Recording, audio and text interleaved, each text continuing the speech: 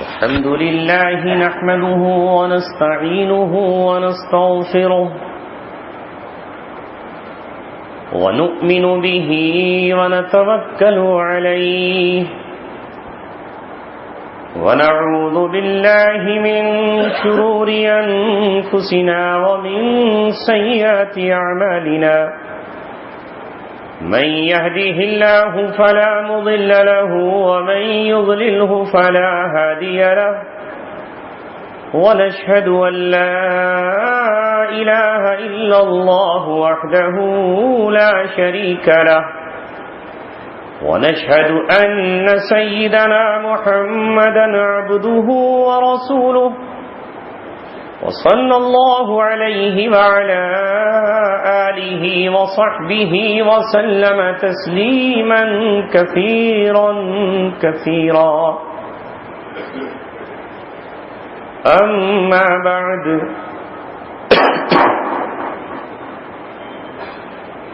قال الله تبارك وتعالى في كتابه الكريم ملة أبيكم إبراهيم هو سماكم المسلمين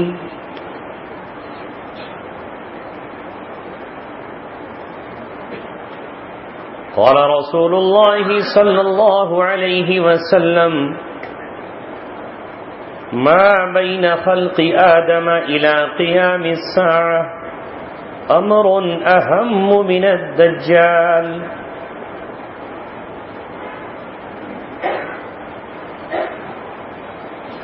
صدق الله العلي العظيم وصدق رسوله النبي الكريم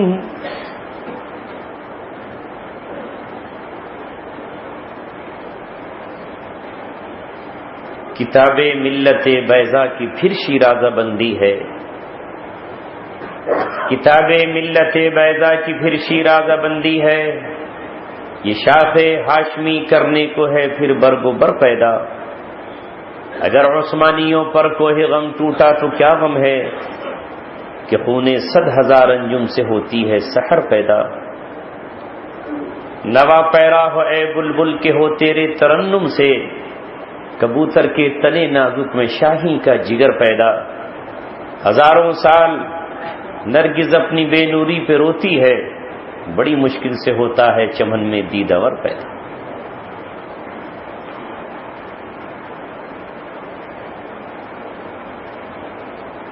آگ ہے، اولاد ابراہیم ہے، نمرود ہے، آگ ہے، اولاد ابراہیم ہے، نمرود ہے، پھر کسی کا انتہا مقصود ہے۔ عزیزان محترم اور شہدائیانان رسالت، آج ہم اس نعمت پر اللہ تبارک و تعالیٰ کا شکر ادا کرتے ہیں کہ اس نے ہمیں اور آپ کو اپنے مقدس مبارک گھر میں جمع کیا۔ وہ جن کو اپنی چوکھٹ پر بلا لے وہی خوش نصیب ہیں، وہ جن کی پریشانیاں اپنے سامنے جھکا لے وہی سعادت مند ہیں، وہ جن کے لبوں پر اپنی آیات جاری فرما دے وہی کامیاب ہیں، جن کو وہ اپنا کہہ کر پکار دے وہی فوز و فلاح کے حامل ہیں۔ توحید تو یہ ہے کہ خدا حشر میں کہہ دے یہ بندہ دو عالم سے خفا میرے لیے۔ اے عزیزو، بہت سے لوگ مجھے جانتے ہیں چہرے سے نہیں آواز سے، جنہوں نے نیٹ کا سہارا لے کر یا واٹس ایپ یا کسی اور ذریعے سے میری آواز سنی وہ مجھے پہچانتے ہیں، لیکن بیشتر چہرے ایسے ہیں جو مجھے نہیں جانتے۔ یہاں آنے والے بہت سارے کان ایسے ہیں جن تک میری اب تک آواز نہیں پہنچی، اللہ تبارک و تعالی نے آج یہ بزم کا اہتمام کیا. میں نے اس موقع پر آپ کے سامنے اللہ کے رسول صلی اللہ علیہ وسلم کی ایک حدیث پیش کی ہے اور قرآن مقدس کی ایک آیت تلاوت کی ہے. انشاءاللہ اس آیت اور حدیث کی روشنی ہی میں مجھے آپ سے گفتگو کرنا ہے. پہلے تو آپ اور ہم یہ سمجھ لیں کہ اللہ تبارک و تعالیٰ نے مجھے اور آپ کو کون سا نام دیا ہے. میں اور آپ کس کی ملت پر ہیں, کس طریقے پر ہیں, کس کے دین پر ہیں. اللہ تبارک و تعالیٰ نے کہا ملت ابیکم ابراہیم, تم ابراہیم علیہ السلام کی ملت پر ہو. تمہارا طریقہ وہ نہیں جو تمہارے اپنے علاقے کا ہے. ابراہیم کہاں رہتے تھے؟ آج تو آدمی انکار کر دے گا مجھے ابراہیم علیہ السلام سے کیا لینا, میں تو بنگلہ دیش میں رہتا ہوں, میں تو برما میں رہتا ہوں. تم اس ابراہیم کی بات کرتے ہو جو عراق میں پیدا ہوا اور پھر ملک شام چلا گیا, پھر وہ مکہ معظمہ پہنچ گیا. کہاں عرب, کہاں عجم, کہاں ہند, کہاں عراق, کون سی بات کر رہے ہو؟ سمجھ میں نہیں آئے گی یہ بات. مگر اللہ تبارک و تعالیٰ کہہ رہا ہے جس نے جہاں کہیں بھی سرور دو عالم صلی اللہ علیہ وسلم کا لایا ہوا کلمہ پڑھا ہے اس کی ملت ابراہیم کی ملت ہے. ملت ابیکم ابراہیم ہوا سماکم المسلمین, انہوں نے ہی تمہارا نام مسلمان رکھا تھا.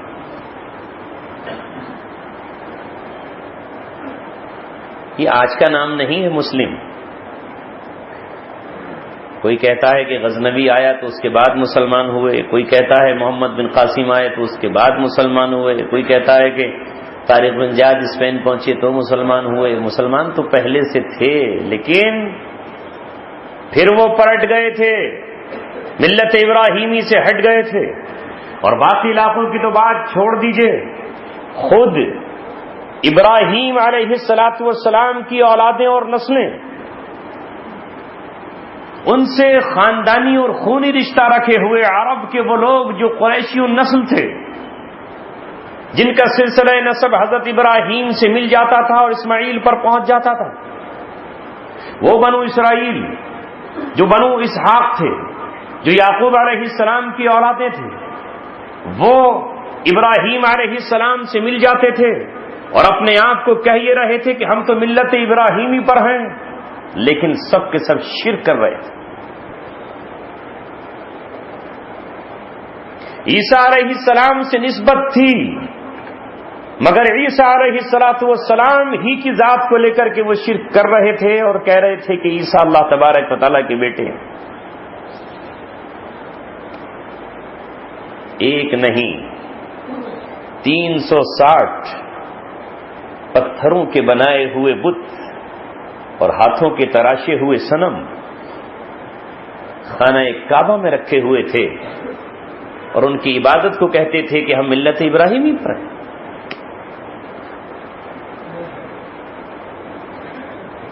یہود جو ابراہیم علیہ الصلاۃ والسلام کی اولادیں, وہ بھی ملت ابراہیمی پر تھے, لیکن جب محمد رسول اللہ آئے تو چچا سے کہا تمہارا راستہ صحیح نہیں ہے, چچا داد بھائیوں سے کہا کہ تم غلط ہو, اپنی قوم بنو ہاشم اور قریش سے کہا کہ تم ٹھیک نہیں ہو.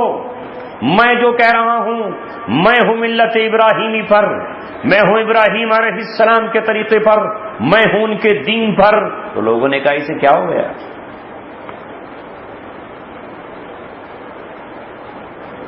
یہاں سے شروعات ہوئی اور ابراہیم علیہ الصلاۃ والسلام کی ملت کو, ان کے طریقے کو, ان کے دین کو پھر سے محمد رسول اللہ نے زندہ کیا.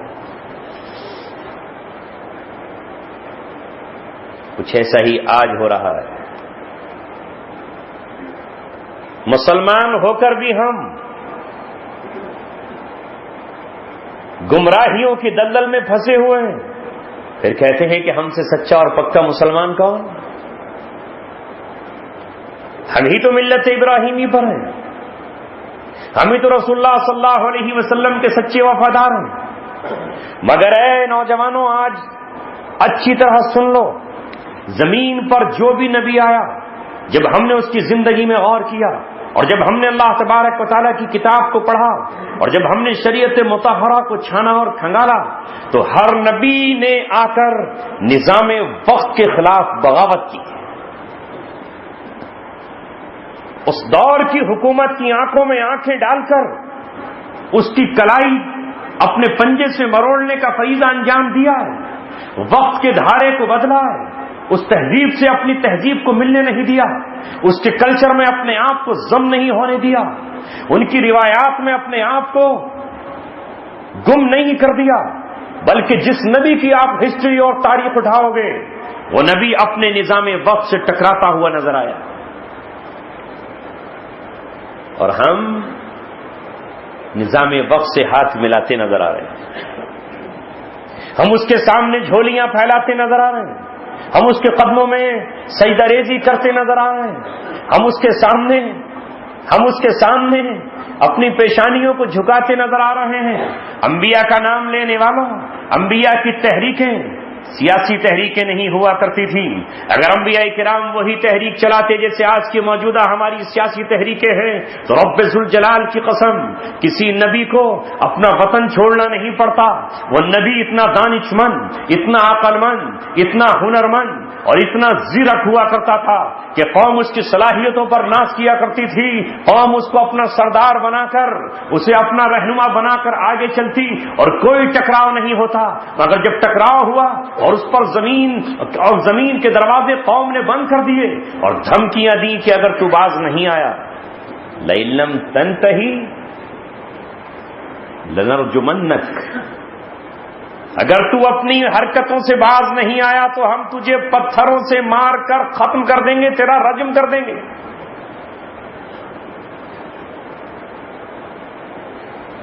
اعلان کر دیا گیا، یہ آج کا دعویٰ اور آج کا نعرہ نہیں ہے۔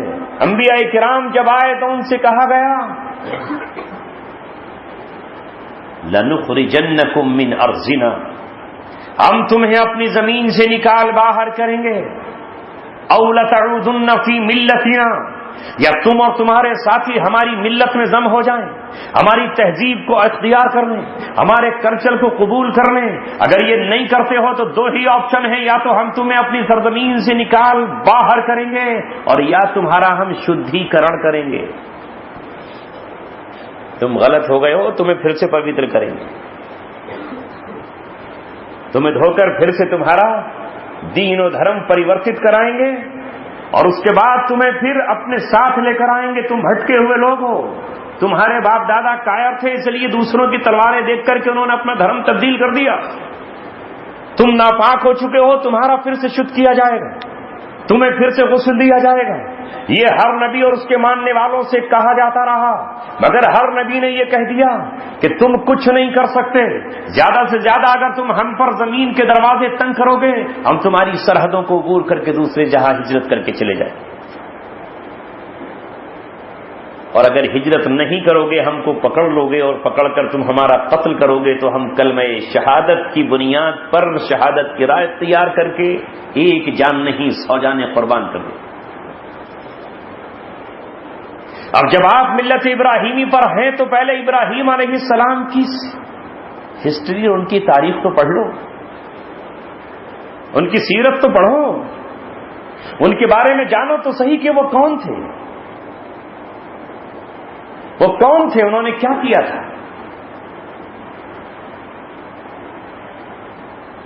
ابراہیم علیہ السلام نے اس وقت کی سپر پاور طاقت کے سامنے، جیسا کہ مورخین لکھتے ہیں کہ نمرود اس وقت پوری دنیا کا بادشاہ تھا، اور پوری دنیا کے بادشاہ ہونے کی 2 شکلیں ہوتی ہیں، ایک تو یہ کہ بادشاہ ہو کر پوری دنیا کو اپنی فوجوں سے کنٹرول کر رہا ہو، اور دوسری شکل یہ ہوتی ہے کہ وہ بیٹھا تو ایک ملک میں ہو، جگہ تو اس کے فوجی فوج تو ایک ملک میں ہو، لیکن پوری دنیا اس کے خوف سے تھراتی ہو اور آرڈر اسی کا پوری دنیا میں چلتا ہو۔ یہ بھی پوری دنیا کا بادشاہ ہوتا ہے۔ اسی طرح یہ نمرود بیٹھا تو عراق میں تھا، لیکن تمام ریاستیں اس کے سامنے سر جھکائے ہوئے تھیں، اور پورے ورلڈ میں اسی کا آرڈر چلتا تھا، اسی کا آرڈر چلتا تھا۔ اس کے خلاف سیدنا ابراہیم علیہ السلام اٹھ کھڑے ہوتے ہیں اور کہتے ہیں کہ پوری قوم تیرے چرنوں میں سر جھکائے، تیرے پیروں میں شیش جھکائے، لیکن یہ سر تو اللہ تبارک و تعالیٰ کی چوکھٹ پر جھکے۔ نہیں مانتا میں اپنے باپ آزر کے بنائے ہوئے صنم کو معبود، نہیں تجارت کروں گا ان کی، نہیں پرستش کروں گا، اور کہہ دیا ایک دن دھڑلے سے کہہ دیا لَأَكِيدَنَّ أَصْنَامَكُمْ، تم میرے خلاف چالیں چلو، میں تمہارے خلاف تدبیریں کروں گا، لَأَكِيدَنَّ أَصْنَامَكُمْ، تمہارے صنموں کے خلاف میں چال چلوں گا۔ اور کون سی چال چلی؟ اللہ تبارک و تعالیٰ نے قرآن کی تاریخ میں اسے بیان کیا۔ قوم جب میلے میں گئی تو ابراہیم علیہ السلام بتکدے میں گئے، اور کیا کیا وہ سب جانتے ہیں، سب جانتے ہیں کہ ابراہیم علیہ السلام نے ان کا بودا ہونا ثابت کر دیا، ان کا بے جان ہونا ثابت کر دیا، ان کا بے عقل ہونا ثابت کر دیا، ان کے نفع نقصان کے مالک ہونے کو اجاگر کر دیا، اور یہ کہا کہ بھئی میں نے کب یہ کیا ہے؟ یہ جو بڑے والے حضرت ہیں ان کے کاندھے پر کلہاڑی لگا کر کہا ان کی لڑائی ہو گئی ہوگی، انہوں نے کاٹ ڈالا سب کو۔ آج قوم نے کہا ابراہیم کیا میں بیوقوف بنا رہا ہے تو یہ ایک دوسرے پہ چڑھ سکتے ہیں؟ یہ عملی طور پر دعوت دی، عملاً دعوت دی، اور اپنے ہاتھ میں کلہاڑا لے کر وہ جو کہا تھا لَأَكِيدَنَّ أَصْنَامَكُمْ، اب تو کوہرام مچ گیا، شیطان اور ابلیس کا لشکر چھڑبڑا اٹھا، اور ابلیس نے نمرود سے کہا کہ تیرے ہوتے ہوئے ایک اکیلا ابراہیم یہ کام کر گزرے، اب اس کو زندہ جلا دے۔ پوری قوم اکٹھی ہو کر کہا حرقوہ، ابراہیم کو جلا دو، وانصروا آلہتکم، اور اپنے معبودوں کی مدد کرو۔ تبھی تو وہ نار نمرود تیار کی گئی جس میں ابراہیم علیہ السلام کو ڈالا جا رہا ہے۔ اللہ اکبر، اللہ تبارک و تعالیٰ کہہ رہا ہے ملت ابیکم ابراہیم، تم ابراہیم علیہ السلام کے طریقے پر ہو، تم نمرود کے طریقے پر نہیں، تمہاری راہ ابراہیم علیہ السلام کی ہے۔ ابراہیم نام ہے اس شیر ببر کا جو کسی سے نہ ڈرا، ابراہیم نام ہے اس حق پرست اور موحد کا جسے اللہ تبارک و تعالیٰ نے پوری ایک امت قرار دیا ہے۔ ان ابراہیم کان امتن قانتا للہ حنیفا، ابراہیم اکیلا نہیں تھا بلکہ ابراہیم کو اللہ نے امت قرار دیا ہے۔ امت کیوں کہا ان کو؟ وہ کام جو امت نہیں کر سکی، جو مل کر سینکڑوں قومیں نہیں کر سکی، تنہا اکیلے ابراہیم نے وہ کام کر دیا۔ قانتا للہ، وہ نمرود سے کہاں جھک جانے والا تھا، وہ تو اللہ تبارک و تعالیٰ کے سامنے جھکنے والا تھا۔ حنیفا، وہ تو حنیف تھا، سب سے کٹ کر، سب سے ہٹ کر، سب سے جدا ہو کر، باپ سے جھگڑا کر لیا، قوم سے لڑائی مول لے لی، اور سب کو چھوڑ کر اپنی بیوی سارہ کو ساتھ لیا، اور اپنے بھانجے حضرت لوط علیہ السلام کو ہمراہ لیا، اور اکیلے یہ 3 افراد ہیں جو ملک عراق میں کھڑے ہو گئے، جو بابل میں کھڑے ہو گئے۔ نمرود کا تخت ہلنے لگا، نمرود کب کپانے لگا، یہاں تک کہ آگ جلائی گئی، اور اب ابلیس نے یہ کہا کہ ابراہیم کو ختم کر دو، اسے آگ کے شعلوں میں جلا کر نام و نشان مٹا دو، اور نمرود یہ بتا دے کہ جو ہمارے سامنے سر اٹھائے گا، جو ہمارے بتوں کی طرح توہین کرے گا، اس کا انجام دہکتے ہوئے انگارے ہیں۔ مگر واہ رے ابراہیم، تیری اس عمل پر علامہ اقبال نے کہا کود پڑا آتش نمرود میں عشق، عقل تھی محو تماشائے لب بام ابھی۔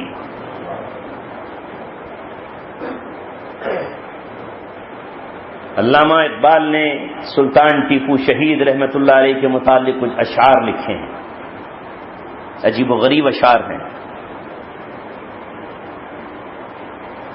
تو راہ نورد شوق ہے منزل نہ کر قبول، تو راہ نورد شوق ہے منزل نہ کر قبول، لیلا بھی ہم نشی ہو تو محمل نہ کر قبول۔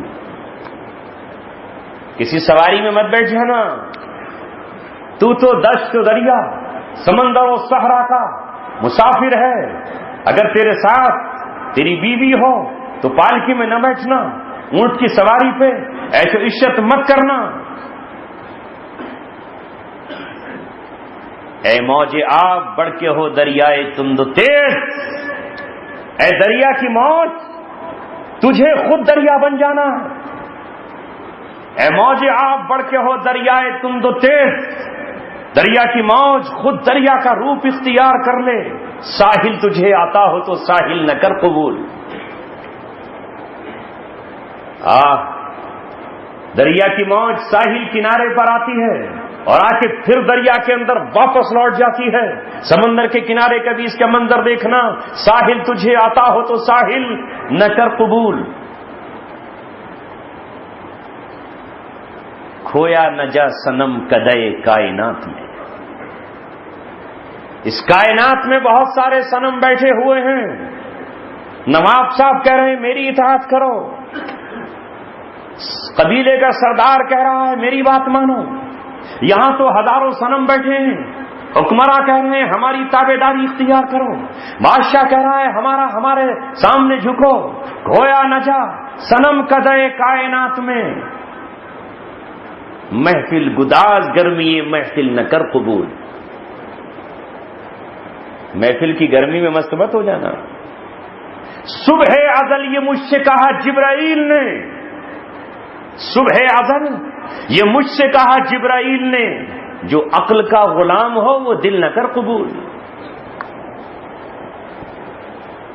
عقل کو تو بچے یاد آتے ہیں، عقل کو تو مکانات یاد آتے ہیں، عقل کو تو بہت ساری چیزیں سوچنا پڑتی ہیں، مگر جب اس عقل کے فیصلوں کو جو دل قبول نہیں کرتا وہی دل عاشق ہوتا ہے، وہی دل دیوانہ ہوتا ہے. اسی کو مجنون کہا جاتا ہے، اسی کے افسانے دنیا رقم کرتی ہے. تو جو عقل کا غلام ہو وہ دل نہ کر قبول. عقل تو یہ کہتی تھی سلطان شہید ٹیپو رحمت اللہ علیہ سے کہ نظام حیدرآباد کی طرح تو بھی انگریز کی تابع داری قبول کر لے، تیرا بھی راج پاٹ بچ جائے گا. نواب اودھ کی طرح تو بھی انگریزوں کو سلامی دینا شروع کر دے، سب تیری حفاظت پر اتر آئیں گے. نواب رامپور کی طرح تو بھی انگریزوں کی فوجوں کو کھانا اور دلیا اور دانا دینا شروع کر دے. تو بھی ملکہ وکٹوریا کا بیٹا بن جائے گا. کون ہے جو تیرے قلعے کی طرف نگاہ بھر کے دیکھے گا؟ کون ہے جو تیری برجیوں کی طرف دیکھے گا؟ تیرا راج پاٹ بچ جائے گا، تیرا تخت و تاج بچ جائے گا. لیکن علامہ اقبال کہہ رہے ہیں کہ نہیں، عقل سے مت سوچنا، عقل سے مت سوچنا. جس نے عقل سے سوچ لیا وہ ملت ابراہیمی پر نہیں ہوتا. عقل تو وہاں جا کر یہ کہہ دیتی کہ نمرود غلطی ہو گئی، क्षमा کیجیے، آئندہ نہیں ہوگا ایسا. ابا کی سفارش کروا دیتے. ان کے ابا تو بہت بڑے پروہت تھے. بادشاہ جتنے عراق کے ہوتے تھے ان کے ابا ان کے سر پہ جا کر کے پگڑی باندھتے تھے، وہی نکال کے دیتے تھے مہورت کہ دن راج پاٹ کی اوتھ لینی ہے. یہ ابراہیم کے ابا کا حال تھا. باپ کی سفارش کرا دیتے. بیٹے سے غلطی ہو گئی، آئندہ توبہ کر رہا ہے، آئندہ نہیں کرے گا. بے خطر کود پڑا آتش نمرود میں عشق، عقل تھی محو تماشائے لب بام ابھی. اب علامہ اقبال نے سلطان ٹیپو شہید رحمت اللہ علیہ کو مخاطب کر کے کہا باطل دوئی پسند ہے حق لا شریک ہے. باطل دوئی پسند ہے حق لا شریک ہے. شرکت مایا نئے حق و باطل نہ کر قبول. حق و باطل کے بیچ کی راہ مت تلاش کرنا. یہ باغباں بھی خوش رہے صیاد بھی، اللہ بھی راضی ہو جائے اور شیطان سے بھی دشمنی نہ ہو، دونوں کو راضی کر لوں. یہ نہیں چل سکتا، حق لا شریک ہے. کلمہ طیبہ کی بنیاد ہی لا پر ہے. لا، پہلے انکار کرو لا الہ، کوئی معبود نہیں ہے، نہ زندہ نہ مردہ، کوئی معبود نہیں. پھر کہو الا اللہ، اللہ تبارک و تعالی ہی معبود ہے. تو تمام معبودان باطل کو پہلے ٹھوکر لگاؤ، پہلے انہیں پاش کرو، پہلے اپنے دل و دماغ سے ان کو کھرچ کر پھینک دو، تب کہیں جا کر کے کلمہ بعد میں آئے گا۔ پھر ہر نبی کے دور میں کہلوایا گیا کہو لا الہ الا اللہ، موسیٰ کلیم اللہ، کہو ہر دور میں عیسیٰ روح اللہ، کہو آدم صفی اللہ، ابراہیم کی ملت پر چلنے والوں سے کہا گیا کہو لا الہ الا اللہ، ابراہیم خلیل اللہ، اور جب آخر میں آ گئے محمد ابن عربی محمد الرسول اللہ، اب کہا گیا کہو لا الہ الا اللہ محمد الرسول اللہ، محمد اللہ تبارک و تعالیٰ کے رسول ہے۔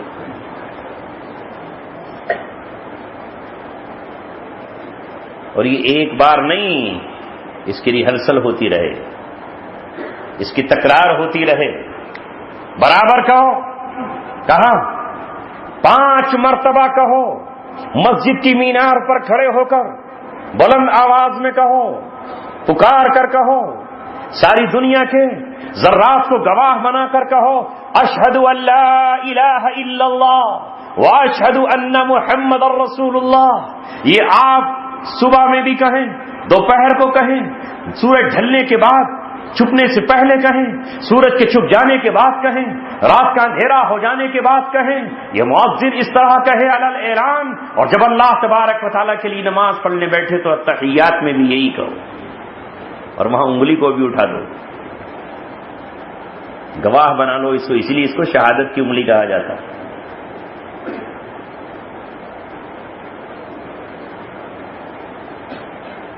باطل دھوئی پسند ہے، باطل تو آ جائے گا، وہ تو کہہ دے گا کوئی بات نہیں، میں تو آپ کی مسجد میں نماز ہی پڑھ سکتا ہوں، عید کے دن عیدگاہ میں آپ کی جا سکتا ہوں، کوئی بات نہیں ہے،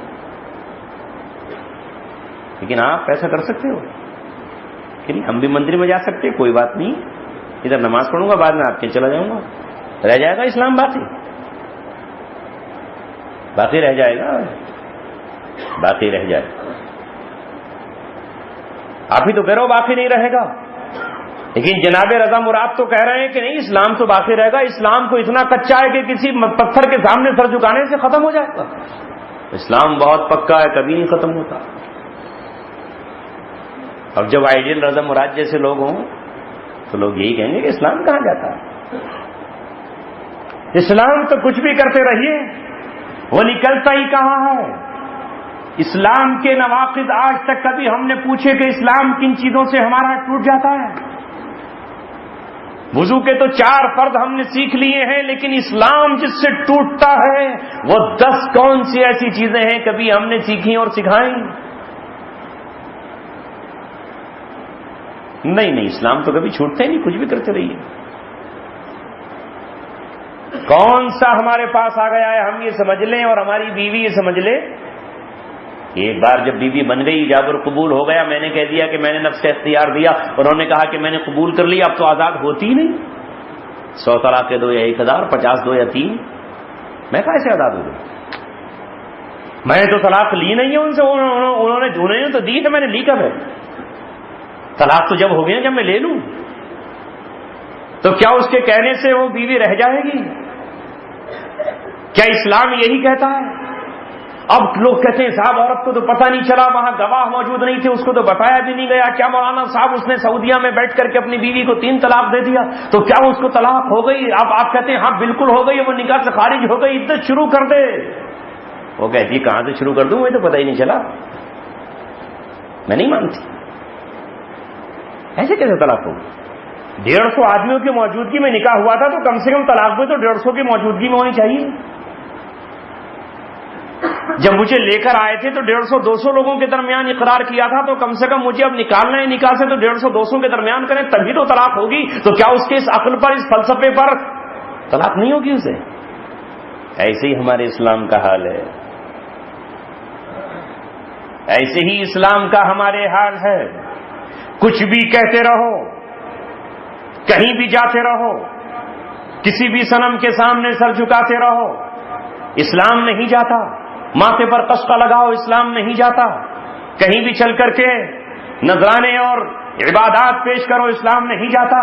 جبکہ یہاں بیٹھ کر کہہ رہا تحیات للہ والصلوات والطیبات، چاہے قولی عبادتیں ہوں اور چاہے فعلی عبادتیں ہوں اور چاہے مالی عبادتیں ہوں، سب کی سب اللہ تبارک و تعالیٰ کے لیے ہیں، اس کے علاوہ کسی کے لیے نہیں ہیں۔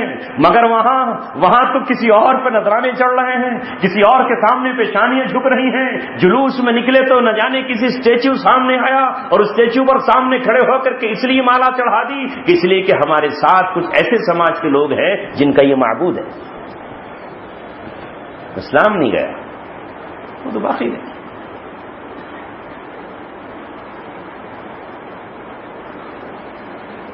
میں عرض یہ کر رہا تھا کہ زمین پر جو بھی نبی آیا، اس نبی نے وقت کے بڑے بڑے جرنیلوں کی مخالفت کی، نظام وقت کی مخالفت کی اور کہا کہ یہ ہے دین اسلام، جس کو تم کہہ رہے ہو وہ غلط۔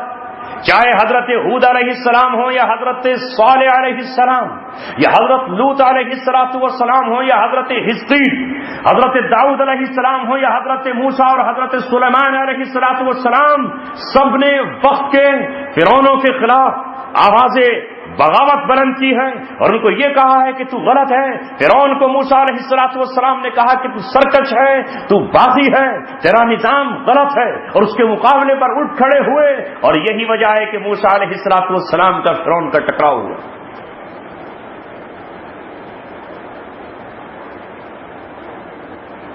طالوت کا لشکر جالوت سے بھڑا۔ اگر ہم یہ کہنے لگیں کہ نہیں، اسلام تو اتنا نرم ہے کہ وہ ہر چیز کو قبول کر لیتا ہے، سن لو اچھی طرح، اسلام ہی وہ سخت ہے جو کسی چیز کو قبول نہیں کرتا، جو شرک کے شبے کو قبول نہیں کرتا، جو ادنا سے شرک کے شائبے کو قبول نہیں کرتا۔ اسلام ہی وہ ہے جو دوسری تہذیب کو قبول نہیں کرتا۔ اسلام نے دو ٹوک ڈنکے کی چوٹ یہ کہہ دیا ہے کہ کسی مسلمان کا نکاح کسی مسلمان ہی سے ہو سکتا ہے، چاہے وہ غلام ہی کیوں نہ ہو، وہ باندی ہی کیوں نہ ہو۔ تمہارے لیے اکبر کی زندگی نمونہ نہیں ہے، تمہارے لیے موجودہ سیاسی رہنماؤں کی زندگی نمونہ نہیں ہے، تمہارے لیے نمونہ ہے قرآن مقدس۔ اس میں کہہ دیا گیا ہے کہ اگر تمہیں کوئی آزاد عورت نہ مل رہی ہو، ولا امۃ مؤمنۃ خیر من مشرکہ، اگر تم کسی آزاد عورت کو تلاش کر رہے ہو وہ نہیں مل رہی تو باندی سے نکاح کر لو، چاہے وہ تمہیں کتنی ہی پسند آ رہی ہو۔ بلا عبد مؤمن خیر من مشرک ولو اعجبکم، کہا جا رہا ہے اپنی بیٹیوں کا نکاح تلاش کرنے والوں، اگر تمہاری بیٹی کے لیے آزاد مرد نہیں مل رہا اور کوئی تمہیں رشتہ نہیں بھیج رہا تو ایک غلام جو دوسرے کا غلام ہے، جس کی سانسیں بھی دوسرے کے ہاتھوں میں قید ہیں، جو اپنے کمانے پر بھی اختیار نہیں رکھتا ہے، اسے اپنی بٹیا دے دو اور اس سے نکاح تمہارا ہو جائے گا۔ اللہ تبارک و تعالیٰ آگے وجہ بتاتا ہے، آپ کہتے ہو نہیں میں تو اتحاد قائم کرنا چاہتا ہوں، میں تو گنگا اور جمنا کو ایک کرنا چاہتا ہوں۔ جس طرح الہ آباد میں جا کے گنگا اور جمنا ایک ہو جاتی ہیں، سنگم بن جاتا ہے، میں سنگم بنانا چاہتا ہوں، اسلام بھی اور یہ بھی۔ میں مسلمان رہوں گا، میرے گھر میں جب نان مسلم آئے گی تو پھر یہ ایسا سنگم بنے گا کہ اسی کا نام سیکولرزم ہوگا۔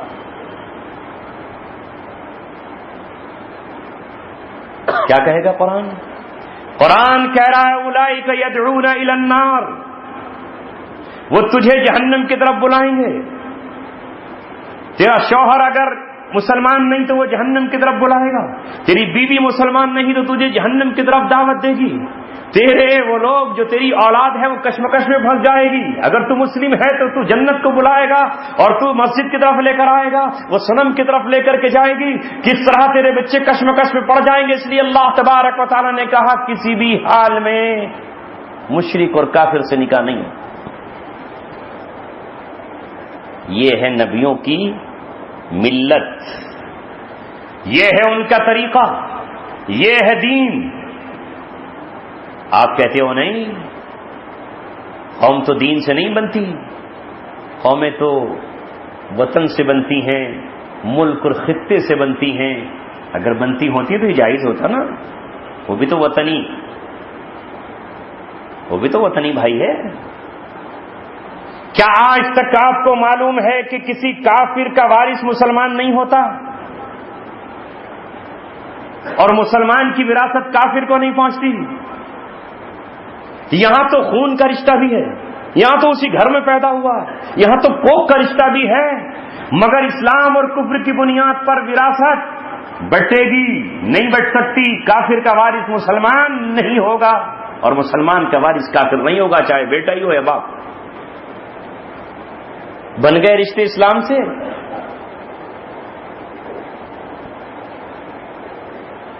ابراہیم علیہ الصلوۃ والسلام کا باپ ہے آزر، لیکن ابراہیم کو کہہ دیا گیا کہ اپنے باپ کے لیے مغفرت کی دعا بھی نہیں کرنا، مغفرت کی دعا بھی مت کرنا۔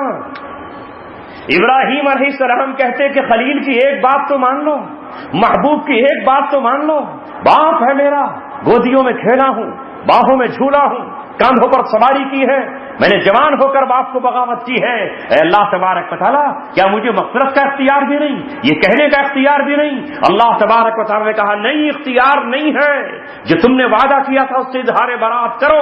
اور قرآن کہتا ہے فلما تبین لہ، جب ابراہیم پر یہ ظاہر ہو گیا انہ عدو اللہ، کہ اس کا باپ اللہ تبارک و تعالیٰ کا دشمن ہے، فتبرأ منہ، تو اپنے باپ سے بھی اس نے برات کا اظہار کیا۔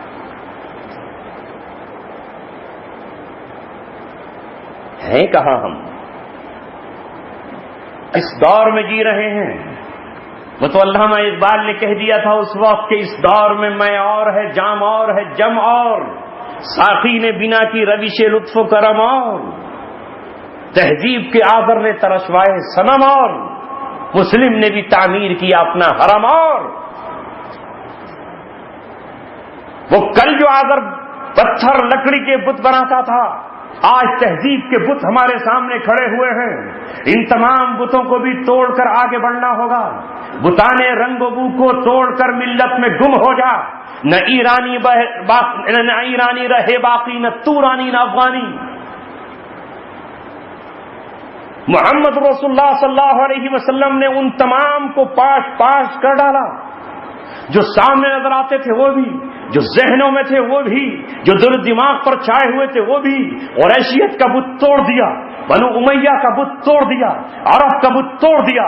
اور حجۃ الوداع میں محمد رسول اللہ صلی اللہ علیہ وسلم نے جو حجۃ الوداع کا خطبہ دیا ہے، اس خطبے میں اعلان کیا، میں آج اعلان کرتا ہوں لا فضل لعربی علی العجم، کسی عربی کو عجمی پر کوئی فضیلت نہیں، ولا للاسود علی الابیض، کسی گورے کو کالے پر فضیلت نہیں، ولا للابیض علی الاسود، اور کسی سفید کو، کسی وائٹ کو بلیک پر فضیلت نہیں۔ آج بالکل ختم۔ اللہ تبارک و تعالیٰ کے یہاں فضیلت کا معیار ہے تقوی۔ کہہ دیا محمد رسول اللہ نے آج جاہلیت کی تمام رسموں کو اپنے پیر کے نیچے رونتا ہوں میں، اور جاہلیت کا سود جو تم نے اب تک اپنا پیسہ سود پر پھیلا رکھا ہے وہ حرام، واپس نہیں لوگے سود کا پیسہ۔ اور سب سے پہلے میں اس کی شروعات اپنے گھر سے کرتا ہوں۔ میرے چچا کا جو پیسہ انٹرسٹ پر پھیلا ہوا ہے، میرا چچا عباس اس پیسے کو سود کے واپس نہیں دے۔ یہ حجۃ الوداع میں نبی پاک صلی اللہ علیہ وسلم نے اعلان کر دیا۔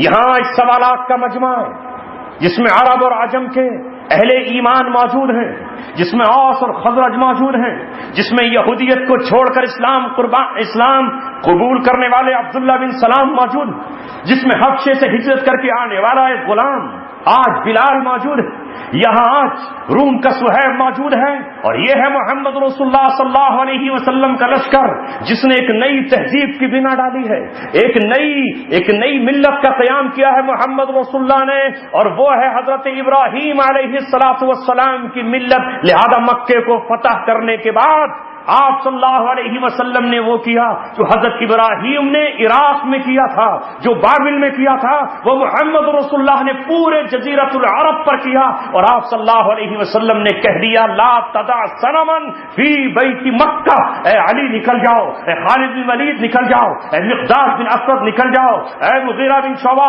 طائف کی طرف نکل جاؤ، نہ کوئی بت مدینہ میں بچے نہ کوئی مکہ میں بچے، سب کو زمین کے برابر کر دو۔ آج برسوں کے بعد ابراہیم علیہ السلام کا پوتا اور آپ کا نور نظر وہی کر رہا تھا جو ابراہیم کا نمرود کی نظروں کے سامنے کر رہے تھے۔ میرے عزیزوں اور دوستوں، انسان روئے زمین پر اس لیے آیا ہے کہ وہ شیطان کے بنے ہوئے تمام نظام کو پیروں کے نیچے کچل ڈالے، رون دے، اسے ختم کر کے اللہ تبارک و تعالیٰ کا نظام نافذ کرے۔ وہ جو اللہ تبارک و تعالیٰ چاہتا ہے عدل و انصاف وہ قائم کرے۔ اس لیے اللہ تبارک و تعالیٰ نے اپنا خلیفہ انسان کو قرار دیا اور خلافت کا تاج اس کے سر پہ رکھا، اور اسی آزمائش کے لیے، اسی امتحان کو پورا کرنے کے لیے اللہ تبارک و تعالیٰ نے دنیا پر انسان کو بھیجا ہے، اور ابلیس سے یہ کہا ہے کہ جو میرا ہے وہ تیرے راستے پر نہیں چلے گا، جو میرا ہے وہ تیرے کہنے پر نہیں چلے گا، جو میرا ہے وہ تیرے اتباع نہیں کرے گا، اور جو تیری اتباع کرے گا اس سے میں جہنم کو بھر ڈالوں گا۔ لہذا اسی مارکے کو پورا کرنے کے لیے یہی مارکہ خیر و شر ہے، اس زمین پر لڑا جاتا ہے۔ اللہ تبارک و تعالیٰ کے نبی اور رسول زمین پر آتے ہی اس لیے ہیں کہ شیطانی نظام کو تلپٹ کر کے رحمانی نظام کو قائم کر دیں، اور اس خلافت کو قائم کر کے ابلیس سے یہ کہہ دے کہ ہم خلافت کے مستحق ہم ہی تھے اور خلافت کے لائق ہم ہی تھے، ہمیں اللہ تبارک و تعالیٰ نے جو منتخب کیا ہے۔ جس دن نبی زمین پر خلافت قائم کرتا ہے اس دن اللہ تبارک و تعالیٰ کے منصوبے کو پورا کر کے وہ یہ کہتا ہے کہ اے مولا مقام محمود کا مستحق میں ہی ہوں۔ یہ کام ابراہیم علیہ السلام نے انجام دیا، تبھی ان پر خلت کا پیار اترا، تبھی ان پر خلیل کا انہیں خطاب ملا۔ اسی کو محمد رسول اللہ صلی اللہ علیہ وسلم نے کل اپنی زندگی میں جزیرۃ العرب پر قائم کیا، سب کی بساط لپیٹ کر پھینک دی اور قائم کر دیا خلافت کا نظام، جسے اللہ تبارک و تعالیٰ نے کہا تھا وعد اللہ الذین آمنوا منکم، یہ اللہ تبارک و تعالیٰ کا وعدہ ہے، لَيَسْتَخْلِفَنَّهُمْ فِي الْأَرْضِ كَمَا اسْتَخْلَفَ الَّذِينَ مِنْ قَبْلِهِمْ، اللہ تبارک و تعالیٰ ان کو بھی ایسے ہی خلافت عطا فرمائے گا جس طرح ان سے پہلوں کو ملی تھی۔ پہلوں سے اشارہ تھا حضرت داؤد علیہ السلام کی طرف، پہلوں سے اشارہ تھا حضرت موسیٰ علیہ السلام کی طرف، پہلوں سے اشارہ تھا حضرت داؤد علیہ السلام کی طرف، پہلے اشارہ تھا ان تمام نبیوں کی طرف جنہیں اللہ تبارک و تعالیٰ نے خلافت کا موقع دیا۔ جیسے پہلوں کو دی ویسے ہی تمہیں ملے گی، اللہ تبارک و تعالیٰ کا وعدہ ہے، یہ اللہ تبارک و تعالیٰ کا وعدہ ہے، دو شرطوں کے ساتھ یہ وعدہ ہے۔ حالانکہ اس وعدے کے ساتھ دو وعدے اور، اللہ تبارک و تعالیٰ نے ان کمزوروں سے کہا جن کو اہل مکہ نے نکال باہر کیا تھا، ان سے کہا اللہ تبارک و تعالیٰ نے جن کو مدینہ میں سر چھپانے کی جگہ نہیں مل رہی تھی، کیا ہم پہلا وعدہ تم سے خلافت کا کرتے ہیں؟ اور دوسرا وعدہ اللہ تبارک و تعالیٰ نے ان سے کیا وَلَا يُمَكِّنَنَّ لَهُمْ دِينَهُمُ الَّذِي ارْتَضَىٰ لَهُمْ، اور اللہ تبارک و تعالیٰ تمہارے دین کو قوت اور طاقت اور غلبہ اور شوکت عطا فرمائے گا۔ تمہارا وہ دین جس کے بارے میں تم ابھی شک میں ہو، اللہ تبارک و تعالیٰ اسے غلبہ عطا فرمائے گا، غالب کر کے رہے گا۔ وَلَا يُمَكِّنَنَّ لَهُمْ دِينَهُمُ الَّذِي ارْتَضَىٰ لَهُمْ، جو دین اللہ نے تمہارے لیے پسند کیا ہے وہ دین غالب ہو کر کے رہے گا، اسے کوئی ہلا نہیں سکے گا، اس کو کوئی ڈھا نہیں سکے گا، اور یہ ختم ہو جائے گا۔ وَلَا يُبَدِّلَنَّهُمْ مِن بَعْدِ خَوْفِهِمْ أَمْنًا، اور ان کو اللہ تبارک و تعالیٰ خوف کے بعد امن عطا فرمائے گا۔ کہاں تو اتنا خوف کہ کون اچک لے ہمیں، اب کون لشکر چڑھ کے آ جائے۔ تین وعدے، دین کو تمہارے غلبہ، تمہارا خوف امن میں بدل جائے گا، اور تمہیں بھیک مانگنے کی ضرورت نہیں پڑے گی، کرپیا پلیز ایک ٹکٹ ہی دے دو، کچھ نہیں تو کونسلر کا ہی دے دو، یہ نہیں تو ممبری ہی دے دو، 18% نہیں دیتے تو 4% ہی دے دو، خدا کے لیے بھیک تو دے دو بھیک، نہیں ملے گی بھیک، تو مسلمان ہے، مسلمان کو بھیک بھی نہیں ملتی، ارے ان کو تو دے دی آپ نے، ہاں وہ ہمارا ہے، تجھے بھیک ملے گی؟ نہیں ملے گی، نہیں تو بھوک ہڑتال پہ بیٹھ جاؤں گا. بیٹھ گیا تیرے ہی تو پیٹ خالی ہوگا. کالی پٹی باندھ لوں گا، کالی نہیں لال باندھ لے. نہیں یہاں نہیں ہوا تو وہاں چلا جاؤں گا، چلا جا وہاں پر. نہیں ملے گا تمہیں.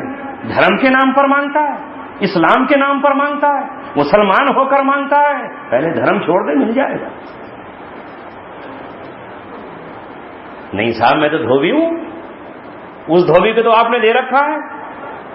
ارے وہ دھوبی وہ ہمارا ہے، تیرے ساتھ لفظ اسلام لگا ہوا ہے، نہیں مل سکتا. اور اگر دے بھی دیا سیاستن تو سپریم کورٹ ہائی کورٹ بیٹھا ہے. تبدیلی کرو پہلے قانون میں، 2/3 میجورٹی کے ساتھ پھر ان کو ریزرویشن ملے گا. اللہ تبارک و تعالیٰ کے نبی کی زندگی دیکھو. حضرت موسیٰ علیہ السلام کی زندگی اٹھاؤ، ایک ایک نبی کی زندگی اٹھاؤ. کیا کسی نے ان سے جا کے اس طرح کی بھیک مانگی؟ محمد رسول اللہ کہتے کہ ابو جہل چچا جان ذرا مجھے بھی ممبر بنا لو نا اپنی دار الندوہ کا، مجھے ہی ممبر بنا لو. نبوت کے اعلان سے پہلے تو مجھے حکم بنا لیا تھا آپ نے. جب خانہ کعبہ پر حجر اسود پر تم سب کے سب لڑنے مرنے کے لیے تیار تھے تو تم نے مجھے حکم بنا کر کہا تھا واہ واہ شاباش بھتیجے، واہ واہ بھتیجے، تم نے ہمارے لڑائی کو امن میں تبدیل کر دیا.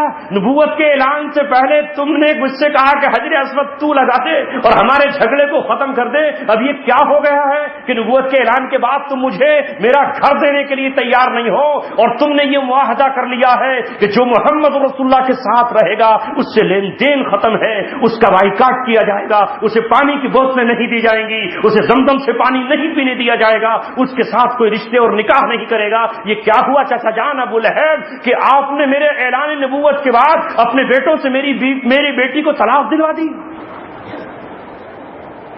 کیا حضرت زینب کو طلاق نہیں ہوئی؟ ابو لہب نے جو آپ کا چچا تھا اپنے بیٹے سے کہہ دیا دے دے طلاق.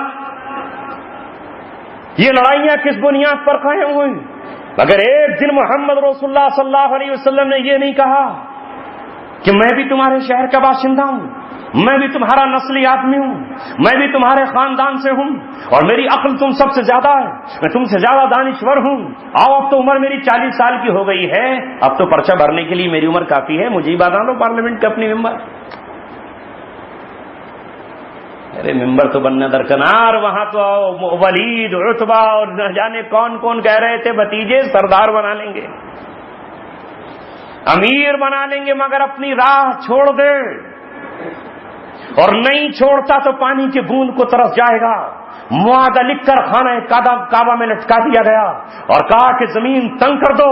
تب ابو طالب نے اپنے بھتیجے سے یہ کہا کہ غم کرنے کی ضرورت نہیں ہے، میری ایک زمین خالی پڑی ہوئی ہے جسے شیب ابی طالب کہا جاتا ہے، آج چل کے وہیں بسیرا کریں گے. اللہ اکبر. تو عالم کا تاجدار 2.5 سال تک کھجور کی چھالیں چباتا رہا، اس کے ماننے والے درختوں کے پتے چباتے رہے، ان کے معصوم لخت جگر ایڑیاں رگڑ کر ماں سے دودھ مانگتے رہے، مگر ماؤں کے سینوں کا دودھ خشک ہو گیا اور بیٹوں نے ایڑیاں رگڑ کر جان دے دی. مگر یہ محمد رسول اللہ کے وفادار سپاہی تھے، انہوں نے کہا انشاءاللہ ایک نہ ایک دن غم کے بادل چھٹیں گے اور یہ بائیکاٹ ختم ہوگا، اللہ تبارک و تعالیٰ کی طرف سے مدد آئے گی. ان سے یہی کہا جاتا تھا اگر محمد کا ساتھ دو گے تو تم سب کو کنارے کر دیا جائے گا، تمہیں علیحدہ کر دیا جائے گا. مگر واہ رے صحابہ، تم نے درختوں کے پتے چبا کر، تم نے اونٹ کی اوچھڑیاں نچوڑ کر پانی پی لیا، تم نے پھیڑ کی چھالیں چبا کر یہ ثابت کر دیا کہ تم محمد رسول اللہ کے دیوانے اور غلام ہو. جب تک اللہ کی مدد نہیں آتی تب تک محمد کے قدموں میں اسی طرح زندگی گزاریں گے. 2.5-3 سال بائیکاٹ رہا. گھبرا کے بھاگے نہیں کہ ارے بھائی رسول پاک صلی اللہ علیہ وسلم دوسرے کے پاس چل رہے ہیں، چلو. یہ نہیں کہا حضرت علی آ جاؤ ادھر تمہارے ہاتھ پہ کر لیتے ہیں کچھ کا.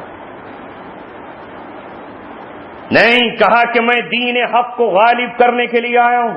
کیا دے سکتے ہو تم مجھے؟ لاؤ چاند رکھ دو اس ہاتھ پر اور سورج رکھ دو اس ہاتھ پر اور پھر کہو کہ میں اپنے مشن سے باز آ جاؤں، میں دین اسلام سے باز آ جاؤں. نہیں ہرگز نہیں. یا تو میں اس راہ میں کام آ جاؤں گا، جام شہادت پی جاؤں گا، تاج شہادت سر پہ سجا لوں گا اور یا اللہ تبارک و تعالیٰ کے مشن کو کامیاب کر کے رہوں گا. جو میں طریقہ لایا ہوں وہ ماننا ہوگا. جو میری سنت ہے اسے اختیار کرنا پڑے گا۔ آپ صلی اللہ علیہ وسلم نے اس وقت کے تمام بڑی قوتوں کو للکار دیا، اور جب سب سے کٹ کر چھٹ کر علیحدہ ہوئے تو اللہ نے مدینہ کو ان کا مسکن بنا دیا۔ یہ ہے نبی پاک صلی اللہ علیہ وسلم کی سیرت۔ آج ہم ذرا دیکھیں، دوسری تہذیب نے ہمیں دعوت دی، ہم ضم ہو گئے۔ کیا آج ہمارے ذہنوں پر، ہمارے دل و دماغ پر کیا انگریزوں کا قبضہ نہیں ہے؟ کہنے کو ہم مسلمان نظر آتے ہیں، کیا آج امریکہ کی حکمرانی پوری دنیا پر نہیں ہے؟ جسے امریکہ کلین چٹ دے دے وہ صاف شفاف ہے، اور جسے امریکہ دہشت گرد قرار دے دے کہ ہم سب اس کو دہشت گرد کہنے کے لیے تیار نہیں ہیں۔ اس نے کہا یہ دہشت گرد ہے، ہم نے کہا بالکل، چونکہ امریکہ کہہ رہا ہے۔ کیا ہمارے ذہن غلام نہیں ہیں؟ کب ملی ہے ہمیں آزادی؟ جسم کے اعتبار سے ہم غلام اور ذہنوں کے اعتبار سے ہم غلام۔ اس نے کہا کہ یہ اسلام کے دشمن ہے، ہم نے کہا بالکل اسلام کے دشمن ہے۔ کہا میں اسلام کا دوست ہوں، کہا آپ اسلام کے دوست۔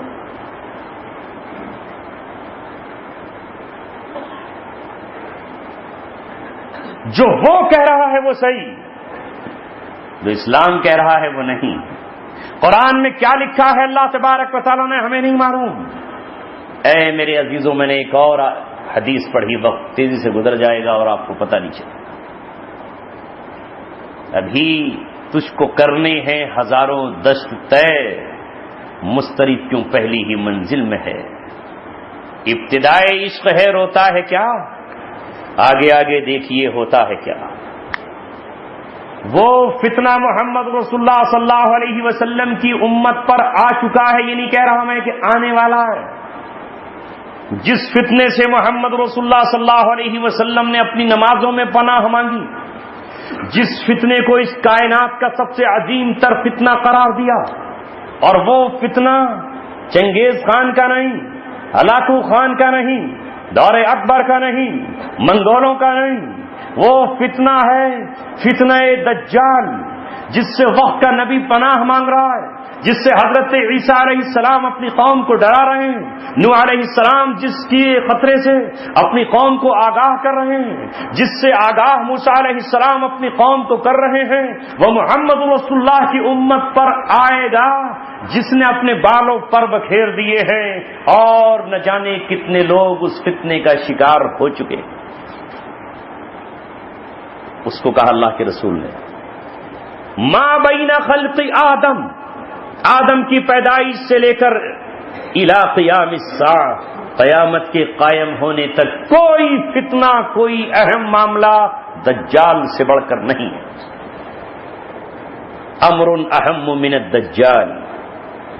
اس لیے رسول اللہ صلی اللہ علیہ وسلم دعا میں ہاتھ اٹھاتے اور کہتے اللہم انی اعوذ بک من فتنۃ المسیح الدجال، اے اللہ میں مسیح دجال کے فتنے سے پناہ چاہتا ہوں۔ رسول پناہ مانگ رہے ہیں، صحابہ پناہ مانگ رہے ہیں، اس کی نشانیاں رسول اللہ بتا رہے ہیں، اس کی علامات بتا رہے ہیں، وہ چہرے سے کیسا ہوگا آپ بتا رہے ہیں، جب وہ آئے گا تو دنیا کے حالات کیا ہوں گے۔ ان تمام خبروں کو محمد رسول اللہ صلی اللہ علیہ وسلم نے بتا دیا۔ جو اسے رب کہے گا، جو اسے اپنا مالک کہے گا، جو اس کے نظام کے سامنے سر جھکائے گا وہی بچے گا، اور جو اس کے نظام کو ایکسپٹ نہیں کرے گا اسے وہ اپنی جہنم میں ڈال دے گا، آگ میں ڈال دے گا۔ میں کیا بتاؤں رسول اللہ صلی اللہ علیہ وسلم نے کیا احادیث بیان کی تھی، کیا اس کے تعلق سے بتایا، کیا کیا نہ اس امت کو سمجھایا ہے۔ دنیا بالکل اللہ کے بنائے ہوئے منصوبے کے تحت چل رہی ہے، ایک ذرہ ادھر ادھر نہیں ہو سکتی۔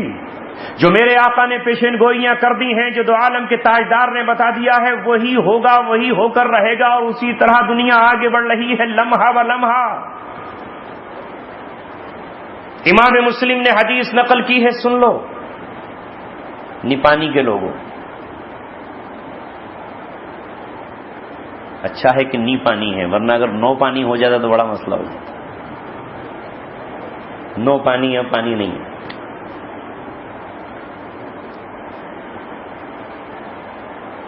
رسول پاک صلی اللہ علیہ وسلم نے فرمایا منعت العراق درہمہا وقفیزہا، ایک وقت آئے گا کہ عراق اپنے غلے کو اور اپنی کرنسی کو روک لے گا. عراق کو گھیر لیا جائے گا، اس کا تیل سپلائی نہیں ہو سکے گا، اس سے انٹرنیشنل بزنس نہیں ہوگا، اس کی کرنسی کو جام کر دیا جائے گا. وہی بائیکاٹ ہوگا جو شیب ابی طالب میں محمد رسول اللہ کے غلاموں اور ان کے دیوانوں کا ہوا تھا. منعت العراق درہمہا وقفیزہا، قفیز عراق کے ناپنے تولنے کا پیمانہ ہے، جیسے ہمارے یہاں کلو گرام اور ملی لیٹر. گویا عراق کی ناکہ بندی قائم کر دی جائے گی اور اس کا سوشل اکنامیکل بائیکاٹ کر دیا جائے گا. اس کے بعد شام کا یہی حال ہوگا. وَمَنَعَتِ الشَّامُ مُدْیَہَا وَدِینَارَہَا، اس کے بعد شام کا نمبر لگا دیا جائے گا. عراق کے بعد شام کے حالات وہی ہوں گے کہ شام کو چاروں طرف سے گھیر لیا جائے گا، پابندی لگا دی جائے گی. شام کے کنووں کا تیل ہو، یا شام کا غلہ ہو، یا شام کی پیداوار ہو، یا شام کی تجارت و بزنس ہو، اس کو بھی چاروں طرف سے گھیر کے بند کر دیا جائے گا. اور اس کے بعد وَمُنِعَتْ مِصْرُ إِرْدَبَهَا وَدِینَارَهَا، وہی حال مصر کا ہونا ہے. اس کے بعد وَعُدْتُم مِّنْ حَيْثُ بَدَأْتُم، اور تم اپنی پہلی حالت پر ہی آ جاؤ گے. 3 بار فرمایا تم اپنی پہلی حالت پر لوٹ آؤ گے. جیسے ابتدا میں چاروں طرف سے دشمن مدینے کو گھیر رہے تھے اور سب اچھل اچھل کر، کیا یہودی، کیا عیسائی، کیا مشرک اور کیا فلاں قبیلہ، سب آ کر مدینہ کو روک رہے تھے. یہ کیفیت ہو جائے گی کہ اسلام پسند ایک چھوٹے سے خطے میں سمٹ جائیں گے. ملک شام، عراق اور مصر. آ رہا ہے پورا منظرنامہ سمجھ میں؟ اگر رسول اللہ کی حدیث پڑھو گے تو اس چشمے کی روشنی میں دیکھ پاؤ گے. امریکہ سے لائے ہوا چشمہ آپ کو نہیں دکھائے گا، اس پر تو ان کا لگا ہوا لینس ہے. رسول پاک صلی اللہ علیہ وسلم کی ٹارچ اور حدیث و قرآن کی روشنی میں اگر آپ سمجھنا چاہو گے تو دنیا کے حالات سمجھو گے. یہ بھیا جی نہیں بتائیں گے جو لندن سے بیرسٹری کر کے آئے، یہ نہیں بتا پائیں گے بیچارے. یہ وہ بتائے گا جو محمد رسول اللہ کی حدیث میں غوطہ-زن ہو، جس کے سامنے روشنی کا مینارہ قرآن اور حدیث ہو، صحابہ کی سیرت ہو اور انبیاء کرام کی پوری تاریخ ہو، اور جزیرۃ العرب کی تاریخ سے اور شام کے علاقوں سے وہ واقف ہو.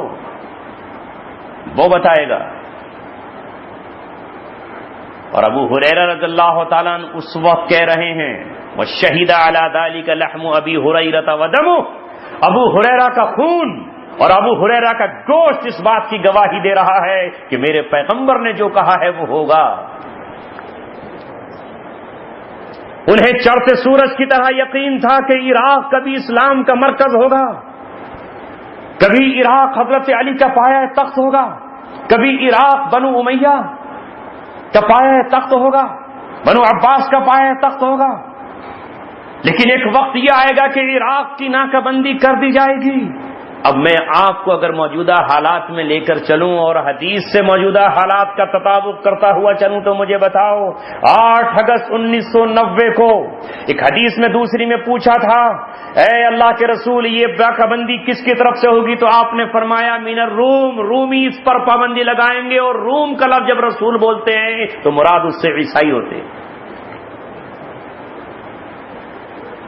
ایک حدیث میں آپ نے فرمایا کہ یہ پابندی عجمیوں کی طرف سے ہوگی، عرب کی طرف سے نہیں ہوگی. 8 اگست 1990 کو کیا عراق کی ناکہ بندی نہیں کر دی گئی؟ اس کا بائیکاٹ کر دیا گیا، اس کے تیل پر بین لگا دیا گیا، اس کی کرنسی کو جام کر دیا گیا اور چاروں طرف سے گھیر کر پہرے ڈال دیے گئے. یہ عیسائی اتر آئے ترکی میں اور اس کے ایئر بیس سے بمباری کی گئی. یہ وہاں سے ایئر بیس اس کا استعمال کر کے یہ کہا کہ ہم عراق پر بمباری کریں گے. کیا انہوں نے پاس کے ممالک سے جارڈن سے بمباری نہیں کی؟ کیا انہوں نے سعودیہ کی سرزمین سے بمباری نہیں کی؟ چاروں طرف سے عراق کی ناکہ بندی کر دی گئی. 1990 سے لے کر کے 2001 آیا, 2001 سے لے کر کے آج تک کی بات کر رہا ہوں, اس عراق کی ناکہ بندی ہے یا نہیں ہے؟ جب میں 1999 اور 90 اور 95 اور 2001 اور 3 میں یہ حدیث سناتا تھا تو میں سوچتا تھا کہ سیریا اور شام کی کب ناکہ بندی ہوگی. رسول اللہ فرما رہے ہیں کہ شام کا بھی یہ حالات ہو جائیں گے. لیکن مجھے نظر نہیں آتا تھا, اس لیے کہ شام کا حکمراں تو نصیری ہے, شام کا حکمراں تو اللہ تبارک و تعالیٰ کا باغی اور کھلا ہوا مشرک ہے. یہ شام کا حکمراں جو موجودہ ہے اس کا باپ اس فرقے سے تعلق رکھتا ہے جو اپنے آپ کو اللہ کہلواتے ہیں اور یہ کہتے ہیں کہ اللہ تبارک و تعالیٰ حضرت علی کی شکل میں زمین پر آیا تھا, اور ہر حکمراں جو بھی ہوتا ہے اس فرقے کا وہ اپنے کو اللہ کہلوا کر کے سجدہ کراتا.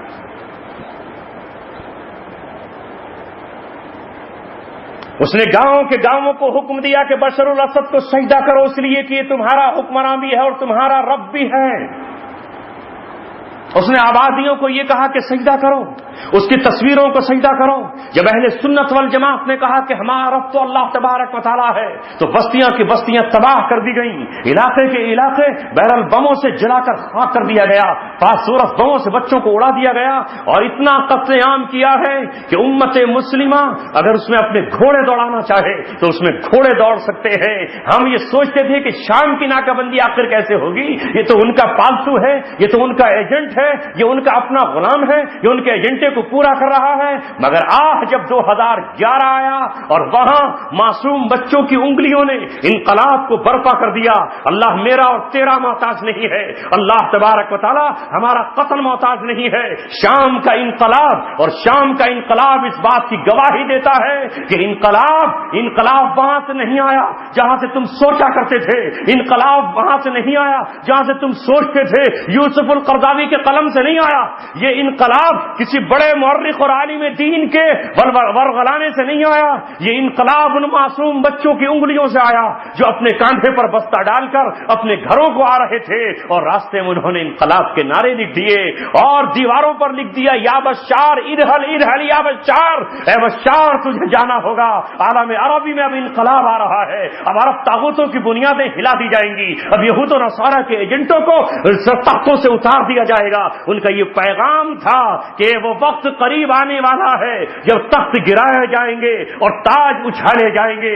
لیبیا کے انقلاب نے شام میں انقلاب کی دھمک دی, اور ٹیونس کے انقلاب نے شام کے دروازے پر دستک دی, اور مصر کے انقلاب نے شامیوں کو کھڑا کر دیا. اللہ اکبر. ان بچوں نے جب یہ دیواروں پر لکھا, وہ حکومت جو اپنے آپ کو خدا کہلواتی ہو, جس نے اس قرآن کے مقابلے میں دوسرا قرآن لکھوایا ہو اور اس قرآن میں قل هو اللہ احد کی جگہ سورۃ الاسد کو لکھوا دیا ہو اور اس میں کہا ہو اب وہ قرآن نہیں چلے گا جو محمد رسول اللہ لے کر آئے ہیں, اہل سنت والجماعت تمہارا قرآن نہیں چلے گا, یہ قرآن دہشت گردی سکھاتا ہے, یہ قرآن جنگوں کی باتیں کرتا ہے, یہ قرآن بدر کی بات کرتا ہے, یہ قرآن احد کی بات کرتا ہے, یہ قرآن احزاب کی بات کرتا ہے, یہ قرآن غزوہ تبوک کی بات کرتا ہے, یہ قرآن فتح مکہ کی بات کرتا ہے, یہ قرآن بندیوں اور غلاموں کی بات کرتا ہے, یہ قرآن مال غنیمت اور مال فے کی بات کرتا ہے. اس نے نیا قرآن لکھا کر اس میں کہا لم یلد نہیں کہا, لم یلد کی جگہ اس نے کہا لم یخلق مثلہ حافظ الاسد, میرے باپ حافظ الاسد کی طرح تو اللہ نے کوئی مخلوق بنائی ہی نہیں ہے.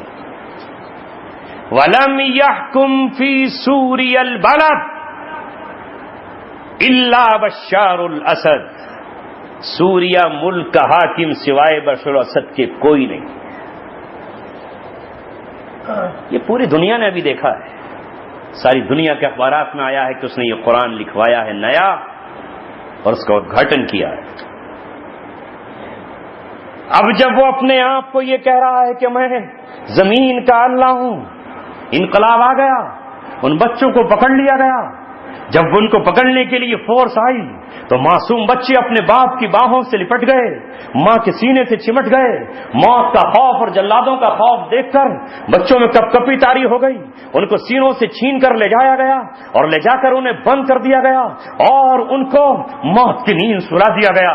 وہ انگلیاں کاٹ دی گئیں جنہوں نے انقلاب کا نعرہ لکھا تھا، وہ ہاتھ قلم کر دیے گئے جنہوں نے یہ کہا تھا کہ بشر تجھے یہاں سے جانا ہوگا۔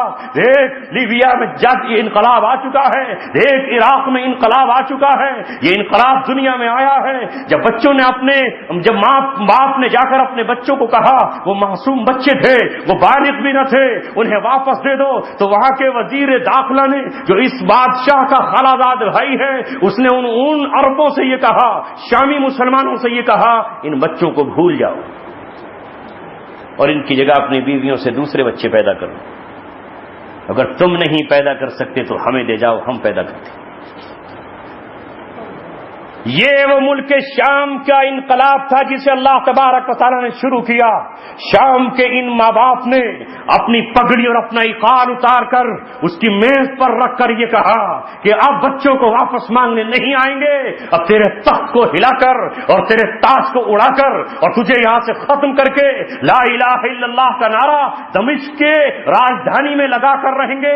یہ انقلاب شروع ہوا ہے مارچ میں اور مارچ سے لے کر کے آج تک جاری ہے۔ ہو گئی ناکہ بندی کہ نہیں ہوئی شام کی بھی؟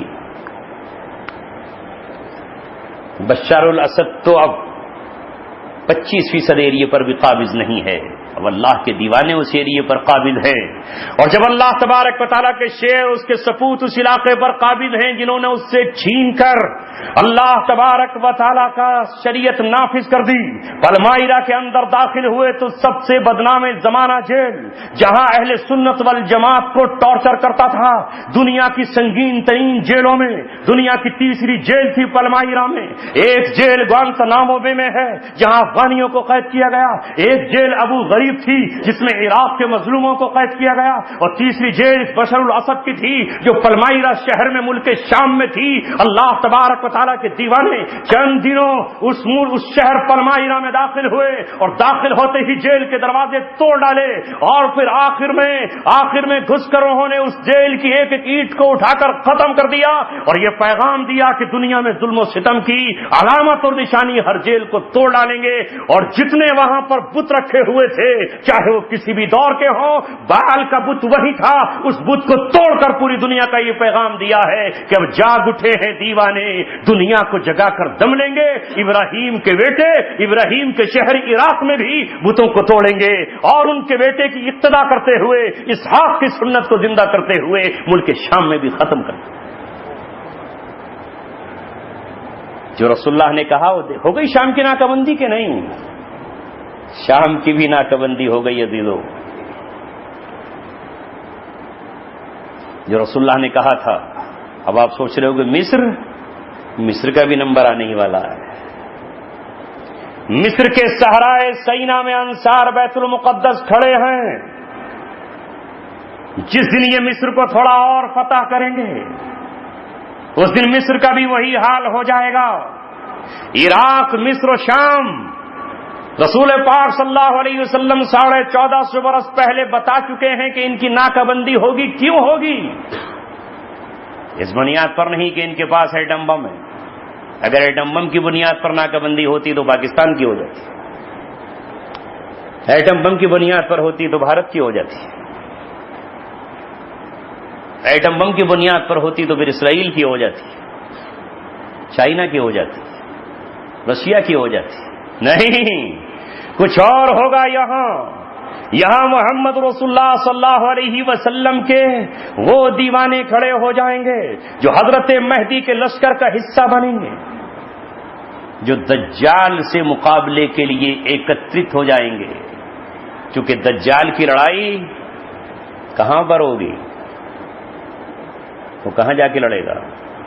امام مہدی رضی اللہ تعالیٰ عنہ سے جو اس کا مقابلہ ہوگا، اور جس مقابلے پر حضرت عیسیٰ علیہ السلام ان کے پشتیبان بن کر آئیں گے، وہ کون سا علاقہ اور کون سا خطہ ہے؟ وہ شام ہی کا تو خطہ ہے، وہ شام ہی کا تو علاقہ ہے۔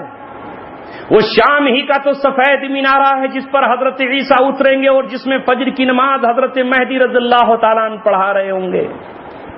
تکبیر ہو چکی ہوگی اور باہر 70,000 یہودی اس کے پشت پر ہوں گے. دجال لے کر کے یہاں گھراؤ ڈال دے گا. رسول پاک صلی اللہ علیہ وسلم نے جو فرمایا ہے مسلمانوں وہ ہو کر رہے گا.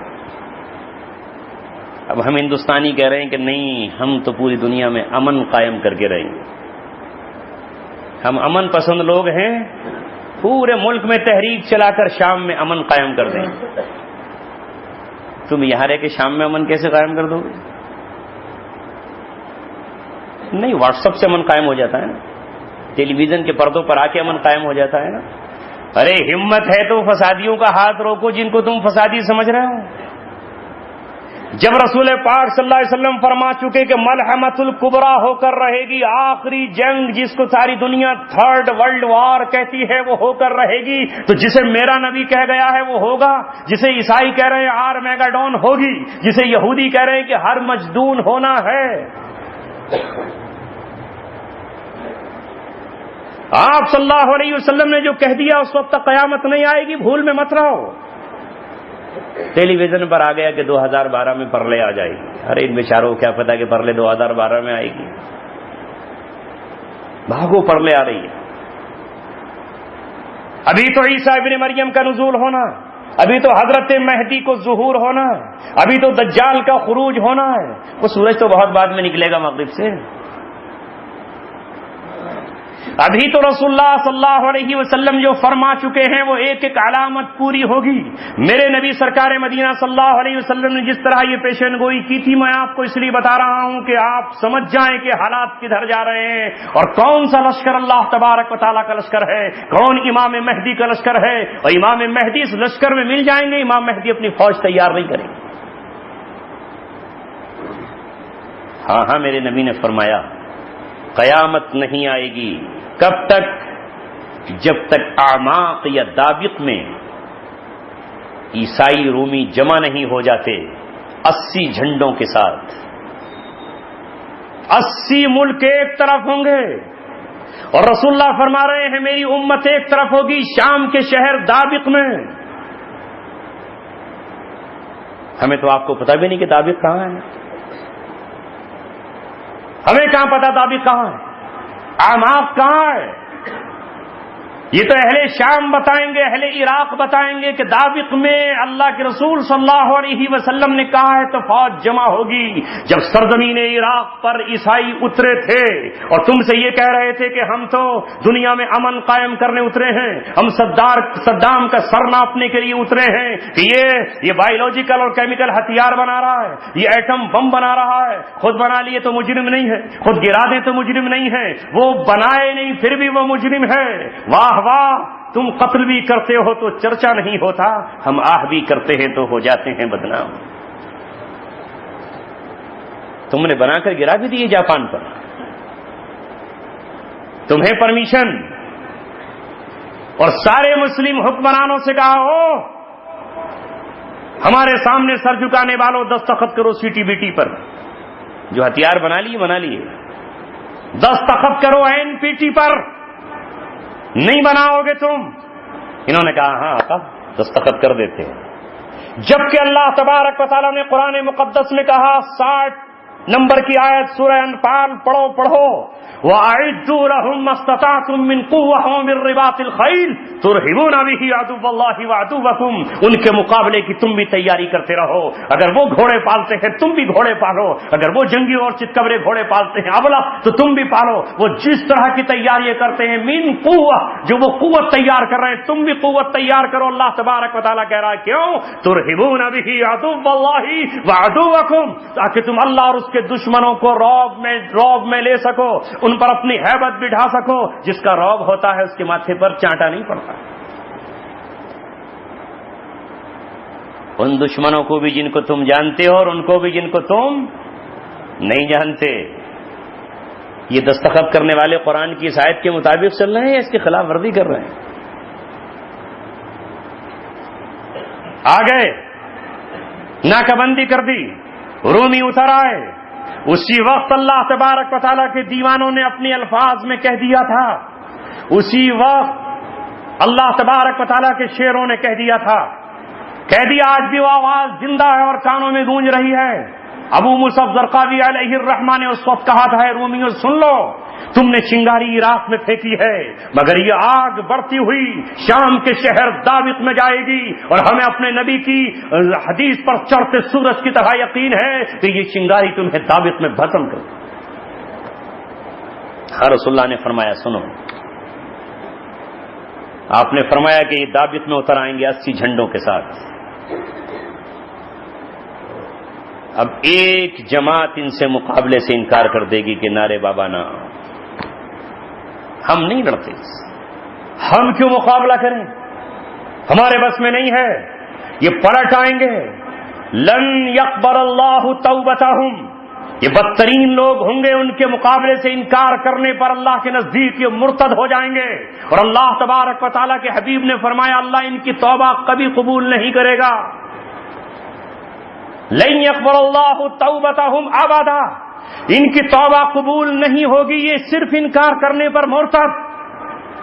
پھر ایک گروہ اٹھے گا، 1/3 مرتد ہو جائیں گے اور 1/3 اٹھیں گے اللہ تبارک و تعالیٰ سے موت پر بیعت کر کے، یہ بیعت کر کے اٹھیں گے بایعنا علی الموت، ہم موت پر بیعت کرتے ہیں، حتی نلقى اللہ، یہاں تک کہ اللہ سے ملاقات کر لیں گے، ولا نولی الدبر، اور ہم پیٹ نہیں پھیریں گے، حتی یرزقنا اللہ شہادہ، یہاں تک کہ اللہ ہمیں شہادت عطا فرمائے، او نفتح اللہ، یا اللہ تبارک و تعالیٰ، یا اللہ تبارک و تعالیٰ ہمیں شہادت کا تاج پہنا دے، ہم اپنے چہروں کو نہیں پھیریں گے، یہ 1/3 شہید ہو جائیں گے۔ وہم افضل الشہداء، کیا کہے گا؟ جو آج آپ دیکھ رہے ہیں وہ دجالی میڈیا ہے۔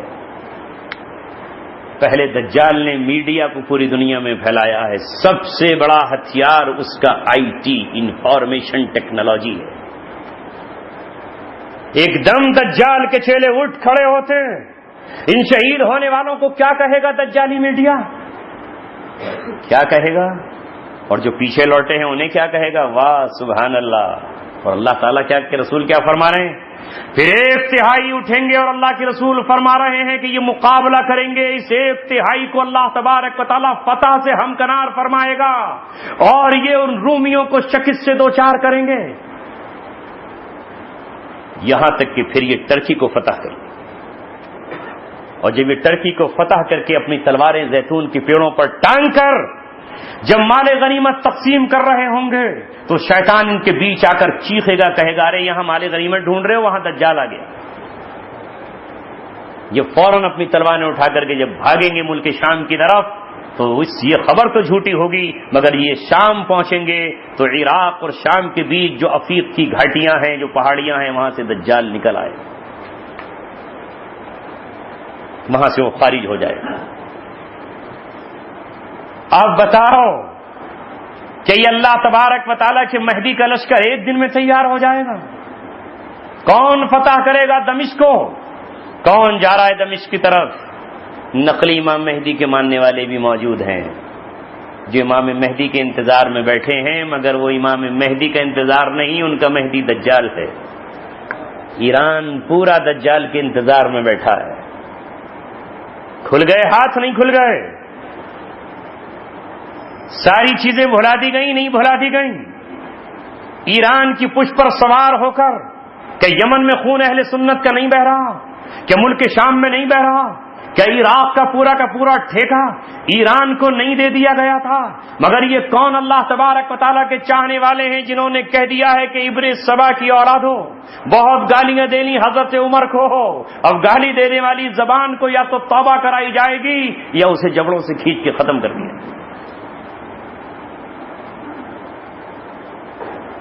ایک حدیث اور سن لیجیے،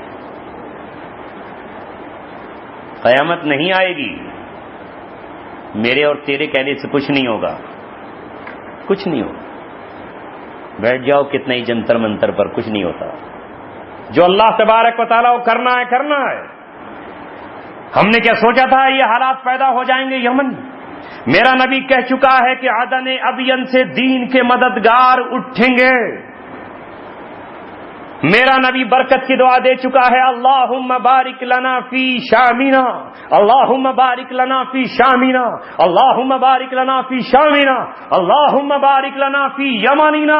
یمن کے بارے میں اللہ تبارک و تعالیٰ کے رسول برکت کی دعا کر چکے ہیں. جب صحابہ نے کہا اے اللہ اور ہمارے نجد میں, تو آپ نے کہا نہیں, نجد سے آپ نے نجد کے لیے دعا نہیں کی. آپ صحابہ نے پھر نجد کے لیے کہا, آپ نے کہا نہیں, یہاں تو شیطان اپنے سینگ گاڑے کھڑا ہے اور نجد سعودی عرب کا علاقہ ہے, نجد عراق نہیں ہے. کہا فتنے یہیں سے اٹھیں گے. پھر جب صحابہ نے پوچھا بما یا رسول اللہ, اہل شام کے لیے آپ برکت کی دعا کیوں کر رہے ہیں, تو میرے آقا محمد رسول اللہ نے فرمایا کہ شام کے پورے علاقے پر رحمت اور برکت کے فرشتوں نے اپنے بازوؤں کو پھیلا دیا ہے. فرمایا نبی پاک صلی اللہ علیہ وسلم نے, سترون اجنادا, ان قریب تم لشکر دیکھو گے. لشکر کہہ رہے ہیں محمد رسول اللہ, جند لشکر کو کہا جاتا ہے. سترون اجنادا جندم بالشام, ایک لشکر شام میں ہوگا. وہ جندم بالیمن, اور ایک لشکر یمن میں ہوگا. وہ جندم بالعراق, اور ایک لشکر عراق میں ہوگا. پوچھنے والوں نے پوچھا کہ اللہ کے رسول میں کس لشکر میں شامل ہو جاؤں؟ فرمایا اگر تجھ سے ہو سکے تو شام کے لشکر میں شامل ہو جانا, اس لیے کہ وہ روئے زمین کا سب سے بہترین ٹکڑا ہے, اور اگر شام کو نہ جا سکے تو پھر یمن کے چشموں سے پانی پی لیں. رسول اللہ ان خطوں کو بتا رہے ہیں اور یہ سب باتیں بتا رہے ہیں تو بے معنی تھوڑی ہیں. جب امام مہدی کا ظہور ہو جائے گا تو سب سے پہلے کہاں کے لوگ ان سے بیعت کریں گے؟ آپ سوچ رہے نظام حیدرآباد کی جو اولادیں ہیں وہ سب سے پہلے پہنچ جائیں گی. ارے وہ اس وقت بھی انگریزوں کے تلوے چاٹ رہا تھا. جب سلطان ٹیپو یہاں انگریزوں سے مقابلہ کر رہے تھے تو اس کی اولادیں پہنچ جائیں گی. وہ کہہ رہے ہوں گے یہ خوارج ہیں, خوارج ہیں, خوارج ہیں. یہ خارجی ہیں, اسلام سے خارج ہیں. اللہ کے رسول نے فرمایا اتاہ عصائب العراق و ابدال الشام. پہلے آپ نے یہ شام عراق کے جتھوں کا ذکر کیا ہے. عراق سے جتھے کے جتھے آئیں گے, مستانہ چال میں آئیں گے, دیوانہ وار آئیں گے, پروانہ وار آئیں گے. وبایعوہ, اور یہ آ کر کے بیعت کریں گے امام مہدی سے. جو بیعت کو نہیں جانتا وہ کیسے بیعت کر لے گا؟ جو خلیفہ کے بیعت کو نہیں جانتا وہ بیعت کیسے کرے گا؟ جسے بیعت کے الفاظ نہیں آتے وہ بیعت کیسے کرے گا؟ ظاہر ہے جنہوں نے پہلے بیعت کو سیکھ لیا ہوگا, جو ایک بیعت کو جانتے ہوں گے کہ بیعت کے الفاظ کیا ہیں. آج ایک مسلمان کو اٹھا کر پوچھئے کہ رسول اللہ جب صحابہ سے بیعت کرتے تھے تو کون سے الفاظ سے, کہے گا ٹک ٹک دی دم دم نہ کشیدم. آج سائنس کے دور میں آپ بیعت کی بات کر رہے ہو, مجھ سے بیلٹ کی بات کرو. مجھ سے بیعت کی بات کر رہا ہوں. بیلٹ کے ذریعے میں اپنا امیر چنتا ہوں, اور اب تو کمپیوٹرائز سنتا ہوں. بٹن دبا دے, وہ بٹن دبا دے, دوسرا لگا دیتا ہے ہاتھی کا.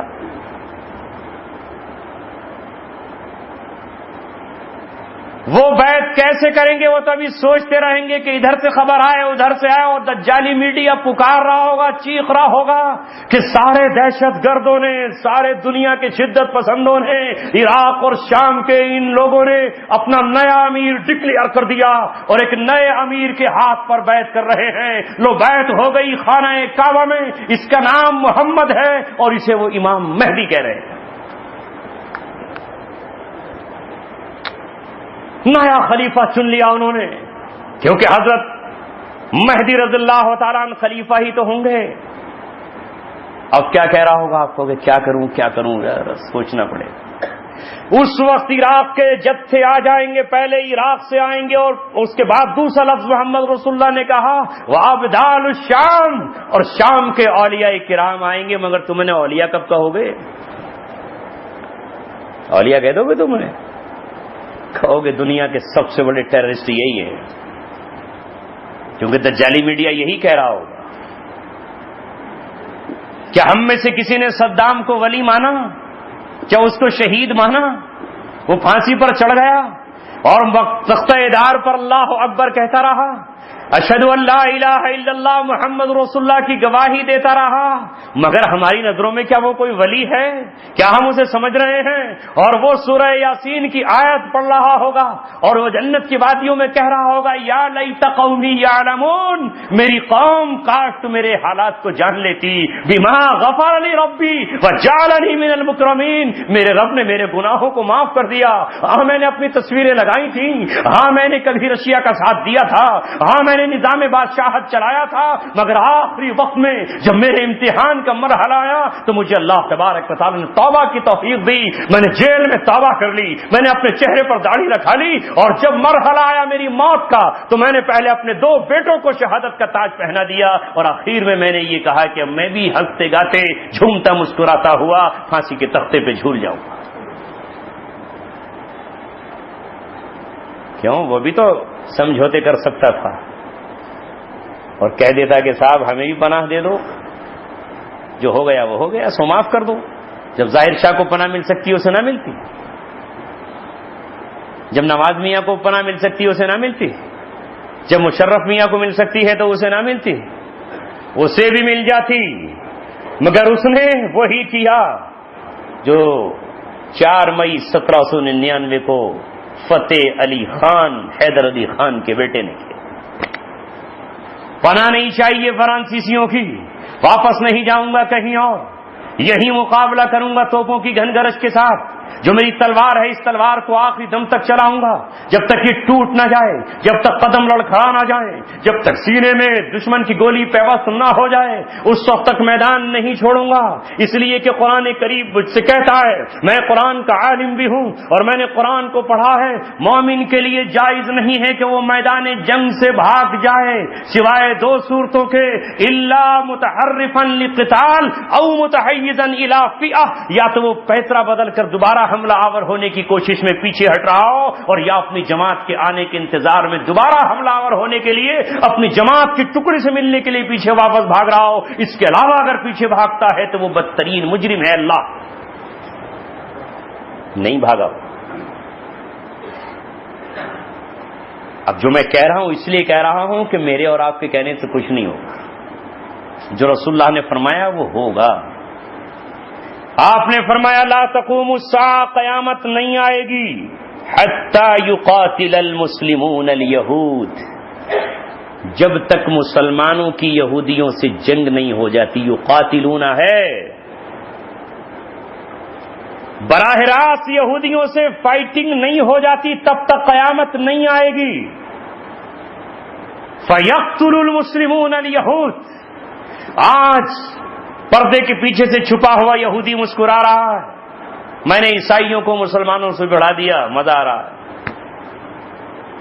میں تو شان سے بیٹھا ہوں، لیکن اللہ کے رسول فرما رہے ہیں کہ محمد رسول اللہ کے دیوانے اس کے حفاظت میں دیواریں کھڑی ہیں اسرائیل کے، ان کو رون ڈالیں گے، ان کو ختم کر دیں گے، سرحدیں توڑ ڈالیں گے، عیسائیوں کو شکست دے کر پھر اسرائیل کی طرف آگے بڑھیں گے، اسرائیل کی طرف جائے گا محمد رسول اللہ کا لشکر، اسے کوئی نہیں روکے گا، تمام روکنے والے رک جائیں، ساری دنیا کر اکٹھی ہو جائے، مگر محمد کے غلام وہاں پہنچ کر رہیں گے۔ فیقتل المسلمون الیہود، یہودیوں کو دبوچیں گے، حتی یختبی الیہود من وراء الحجر والشجر، یہاں تک کہ یہودی پیڑوں کے پیچھے چھپیں گے، پیڑ کے پیچھے، والشجر والحجر، پتھروں کے پیچھے۔ لیکن اس ناپاک وجود کی سختی اور تنگی پیڑ محسوس کر کے اللہ سے کہے گا، مولا مجھے زبان دے دے، مجھے بولنے کی قوت دے دے، مجھے طاقت دے دے، کنکریوں کو بلانے والے، مجھے اس کے وجود سے اب تکلیف ہو رہی ہے، ربا مجھے طاقت اور قوت دے، میں بولوں اور بتا دوں۔ رسول اللہ فرما رہے ہیں حتی یقول الحجر والشجر، پتھر بولیں گے، پیڑ بولیں گے، یا مسلم یا عبداللہ ورائی یہودیون، میرے پیچھے یہودی چھپا ہوا ہے، فقتلہ۔ یہ رسول اللہ فرما رہے ہیں، ختم کر دے اسے۔ الا الغرقد، غرقد کا پیڑ ہے جو نہیں بتائے گا، فإنہ من شجر الیہود، وہ یہودیوں کا پیڑ ہے۔ یہ حالات آئیں گے. اس لیے تو میں نے کہا کہ ابھی تو دیکھا ہی کیا ہے آپ نے, ابھی تو دجال نکلے گا, اور جب وہ نکلے گا ابھی تو اس کے چیلے دجال کا راستہ صاف کرنے نکلے ہیں, ابھی تو دجال کے چیلے اپنی تہذیب پر جھکانے نکلے ہیں. دجال کی حکومت اس دن قائم ہو گئی تھی جس دن اقوام متحدہ کا قیام ہوا ہے 24 اکتوبر 1945 کو. یہی دجال کی ٹمپریری حکومت ہے, یہی اس کی عارضی حکومت ہے, اور یہ حکومت اس وقت تک مقابلہ کرے گی جب تک وہ چاہے کہ ہم دجال کا تخت یروشلم میں نہ بچھائیں.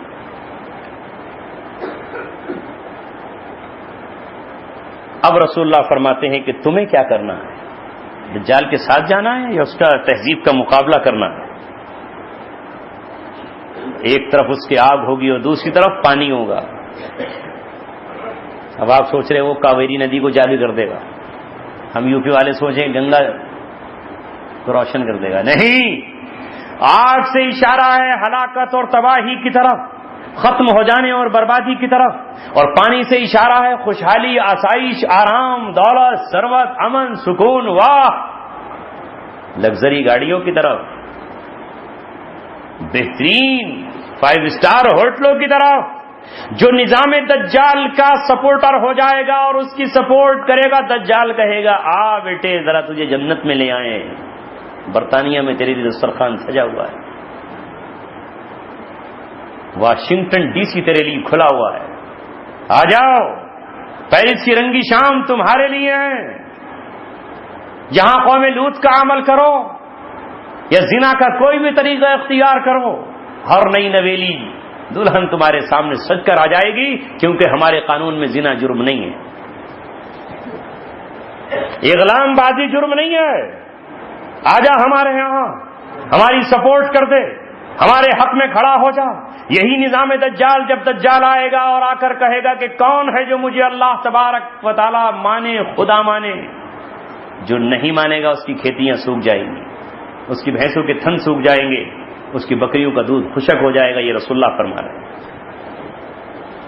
آگ برس رہی ہوگی, آگ, ایک طرف اس کے آگ ہوگی اور دوسری طرف پانی ہوگا. جو اسے نہیں مانیں گے ان پر آگ کی برسات ہو جائے گی, اپنی جہنم میں ڈال دے گا. یہی تو ہے,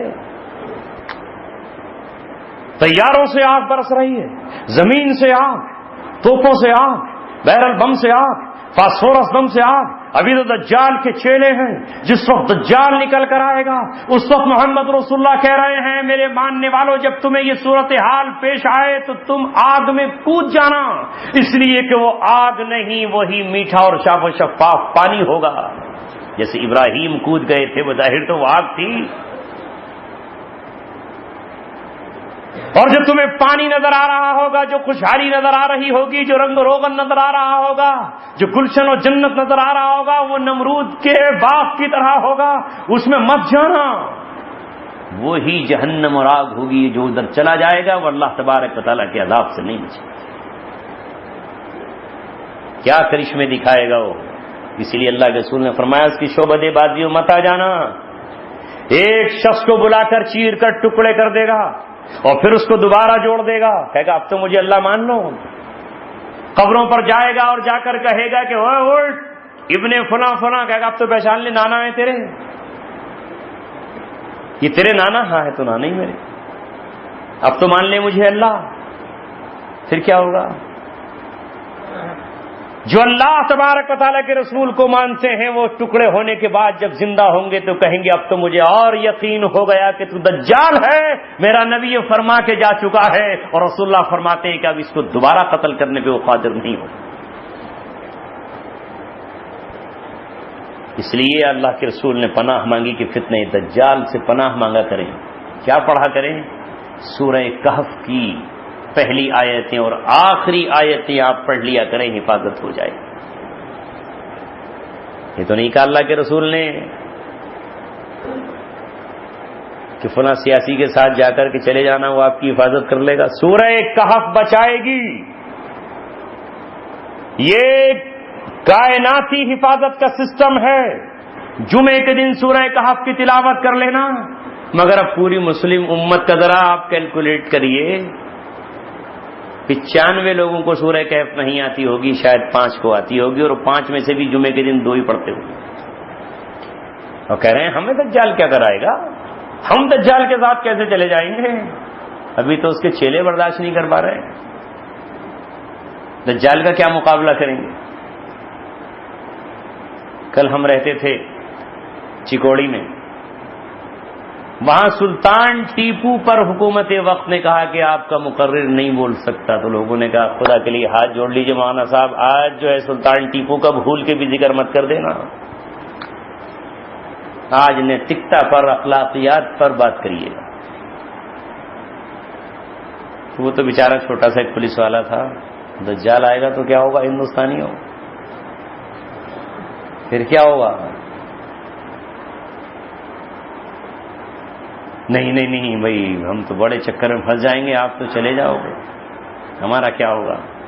ابھی تو دجال سے مقابلے کے لیے اپنے آپ کو تیار کرو۔ محمد رسول اللہ صلی اللہ علیہ وسلم نے فرمایا کہ جب دجال تمہارے سامنے خارج ہو جائے تو اس کے چہرے پر تھوک دینا،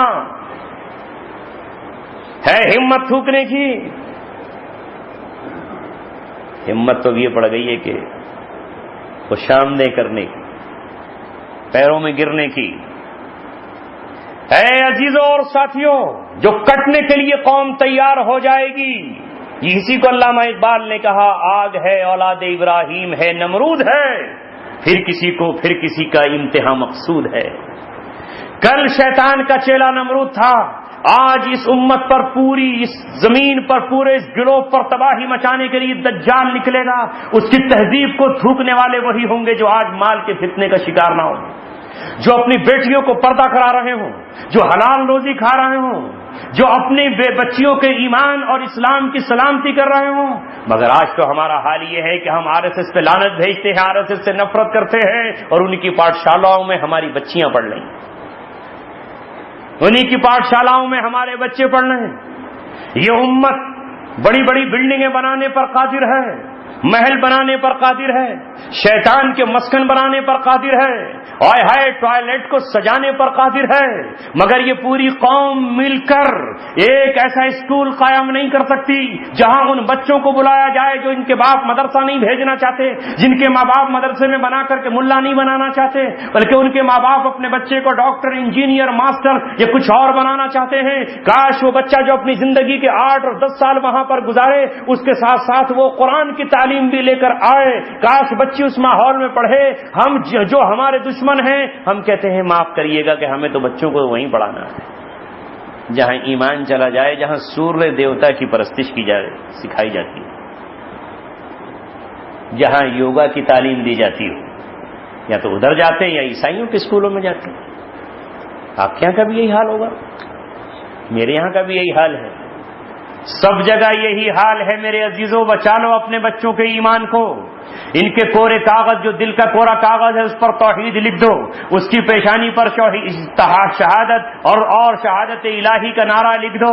ملک شام والوں کو غدار کہنے والوں، ملک شام والوں سے نفرت کرنے والوں، ملک شام کو اللہ کا دشمن کہنے والوں، وہ اللہ تبارک و تعالیٰ کی وہ توحید پرست قوم ہے جس نے ابراہیم علیہ الصلوۃ والسلام کی ملت پر چل کر آج روزانہ اپنے بچوں کی قربانیاں دے رہے ہیں۔ لاکھوں من ملبے کے نیچے کبھی ایک روس کا طیارہ بمباری کر کے جاتا ہے تو فرانس کہا جاتا ہے، فرانس کا کر کے جاتا ہے تو امریکہ کہا جاتا ہے، امریکہ کا واپس لوٹتا ہے تو آسٹریلیا کہا جاتا ہے، آسٹریلیا کا واپس جاتا ہے تو جارڈن کہا جاتا ہے، جارڈن کا واپس ہوتا ہے تو مصر کہا جاتا ہے، مصر کا لوٹتا ہے تو متحدہ عرب امارات کہا جاتا ہے، متحدہ عرب امارات کا واپس ہوتا ہے تو سعودی عرب کا پہنچ جاتا ہے۔ سعودی عرب کے زخموں کی ابھی تاب نہیں لاتے کہ ٹرکی کا اس پر جا کر کے بمباری کرتا ہے۔ اللہ اکبر، ہم نے وہ ویڈیو دیکھی ہے کہ ملبے کے نیچے سے معصوم بچوں کی چیخ و پکار ہے، ہاتھ اس ملبے کو ہٹا نہیں سکتے، کوئی کرین نہیں جو ان کو جا کر ہٹا دے۔ ہزاروں ملبے کے نیچے امت مسلمہ کے لال و جگر تڑپ رہے ہیں، اور کوئی یہ کہنے والا نہیں کہ ان کا قصور کیا ہے، انہوں نے کس پر پتھر پھینکا ہے، انہوں نے کس کو مارا ہے۔ اگر فرانس تیرے یہاں کچھ ہوا ہے تو اس میں شام کا کوئی باشندہ نہیں، تیرے اپنے ملک کا باشندہ ہے۔ یہ میرا رب ہے، جہاں سے چاہے وہاں سے عذاب کو لے آئے۔ اللہ تبارک و تعالی جس کو چاہے جہاں سے ختم کرا دے۔ وہ محتاج نہیں موسیٰ علیہ السلام کی لاٹھی کا. جب قارون پہ اس کا غصہ اترتا ہے تو زمین کو حکم دیتا ہے دھسا لے. اللہ تبارک و تعالیٰ بنی اسرائیل کے ہاتھوں کا محتاج نہیں. جب انہوں نے کہا کہ نہیں ہمارے ہاتھوں میں تو کنگن ہیں, چوڑیاں ہیں اور ہمارے پیروں میں پازیبیں ہیں, ہم موسیٰ کی قیادت میں بھی کچھ نہیں کر سکتے, تو اللہ تبارک و تعالیٰ نے فرعون کو سمندر کے ذریعے سے ڈبو کر کے کہا کہ اب میں اسے ہلاک کروں. رو اب سمندر پر. سب سے بڑا آتنکوادی تو وہ سمندر ہے. جب قوم لوط علیہ السلام کی بات نہیں مانتی اور لوط علیہ السلام کے پاس ان سے لڑنے کی طاقت نہیں, قوت نہیں, فرشتے آئے نوجوان چھوکروں کی شکل میں, لڑکوں کی شکل میں, تو قوم ان کے دروازے توڑنے کے لیے آ پڑی. کا لاؤ ان لڑکوں کو لاؤ, تو ہم جانتے نہیں ہو ہماری خواہش کیا ہے, ہم ان کے ساتھ بدفعلی کریں گے, ہم ان کے ساتھ زنا کریں گے, ہم ان کو اپنے بستر کی زینت بنائیں گے. حضرت لوط علیہ السلام رو دیے اور کہنے لگے ارے میری بیٹیاں موجود ہیں, خواہش نفس پوری کرنا ہو تو ان سے نکاح کر لو. مسلمانوں کی بیٹیاں موجود ہیں, اسلام قبول کر کے نکاح کر لو. اور پھر آخر میں کہا آئے کاش او آوا الی رکن شدید, مجھے کوئی مضبوط پایا مل جاتا, میں اس کی پناہ لے لیتا. جب لوط کی بے قراری دیکھی اور ان کا تڑپنا دیکھا اور ان کی آنکھیں دیکھی اور ان کے آنسو دیکھے تو فرشتوں نے اپنے چہرے پر پڑے, راز کو الٹ کر کہا اے لوط گھبرانے کی ضرورت نہیں ہے, ہم اللہ کے فرشتے ہیں تیری قوم کو ہلاک کرنے آئے. کر دیا ہلاک یا نہیں کیا؟ ہاں دیے. سوچتے ہو نہیں ہم نے تو دل سے کہا ہے, زبان سے کہا ہے. کیا کہا تھا فرشتوں نے؟ اے لوط کوئی تمہارا مسلمان اس ظالم قوم کی طرف پلٹ کر نہ دیکھے. جب عذاب آئے اور یہ روئیں اور چیخیں اور کرائیں, اور جب اللہ تبارک و تعالیٰ کے فرشتے ان پہ پتھر برسا رہے ہو تو ان کی چیخوں پکار سن کر, ان کی آہو پکار سن کر, اگر تم کسی مسلمان نے بھی پیچھے پلٹ کر دیکھ لیا تو مارا جائے. اب تک مہلت تھی, اب پوری ہو گئی. سنتے ہو, سناتے ہو, پڑھتے ہو, پڑھاتے ہو کہ لوط علیہ السلام کی بیوی لوط علیہ السلام کی ہے, ساتھ میں لوط علیہ السلام کے جا رہی ہے. قوم دل چوکے قوم کے ساتھ تھا, اس بے حیا اور آوارہ قوم کے ساتھ تھی, اس ناچنے گانے والی قوم کے ساتھ تھی, لڑکوں کے ساتھ بدفعلی کرنے والی قوم کے ساتھ اس کا دل تھا. جب اس پر آفت آئی, جب عذاب آیا تو پیچھے مڑ کر دیکھا, ایک فرشتے نے اٹھا کر پتھر اس کے چہرے پر زور سے مارا کہ بھیجا اس کا نکل گیا. اور کیا کہا اللہ نے؟ فلا تأس علی القوم الکافرین, اس کافر قوم پہ افسوس مت کرنا. کیا یہ فرانس وہ ملک نہیں ہے جہاں کی پارلیمنٹ نے کہا کہ لڑکا لڑکے کے ساتھ کرے جتنی بھی زناکاری کرتا رہے, ہمارا کوئی قانون نہیں روکے گا؟ اب ان کے لیے کہہ رہے ہو کہ ہمیں بڑا افسوس ہے.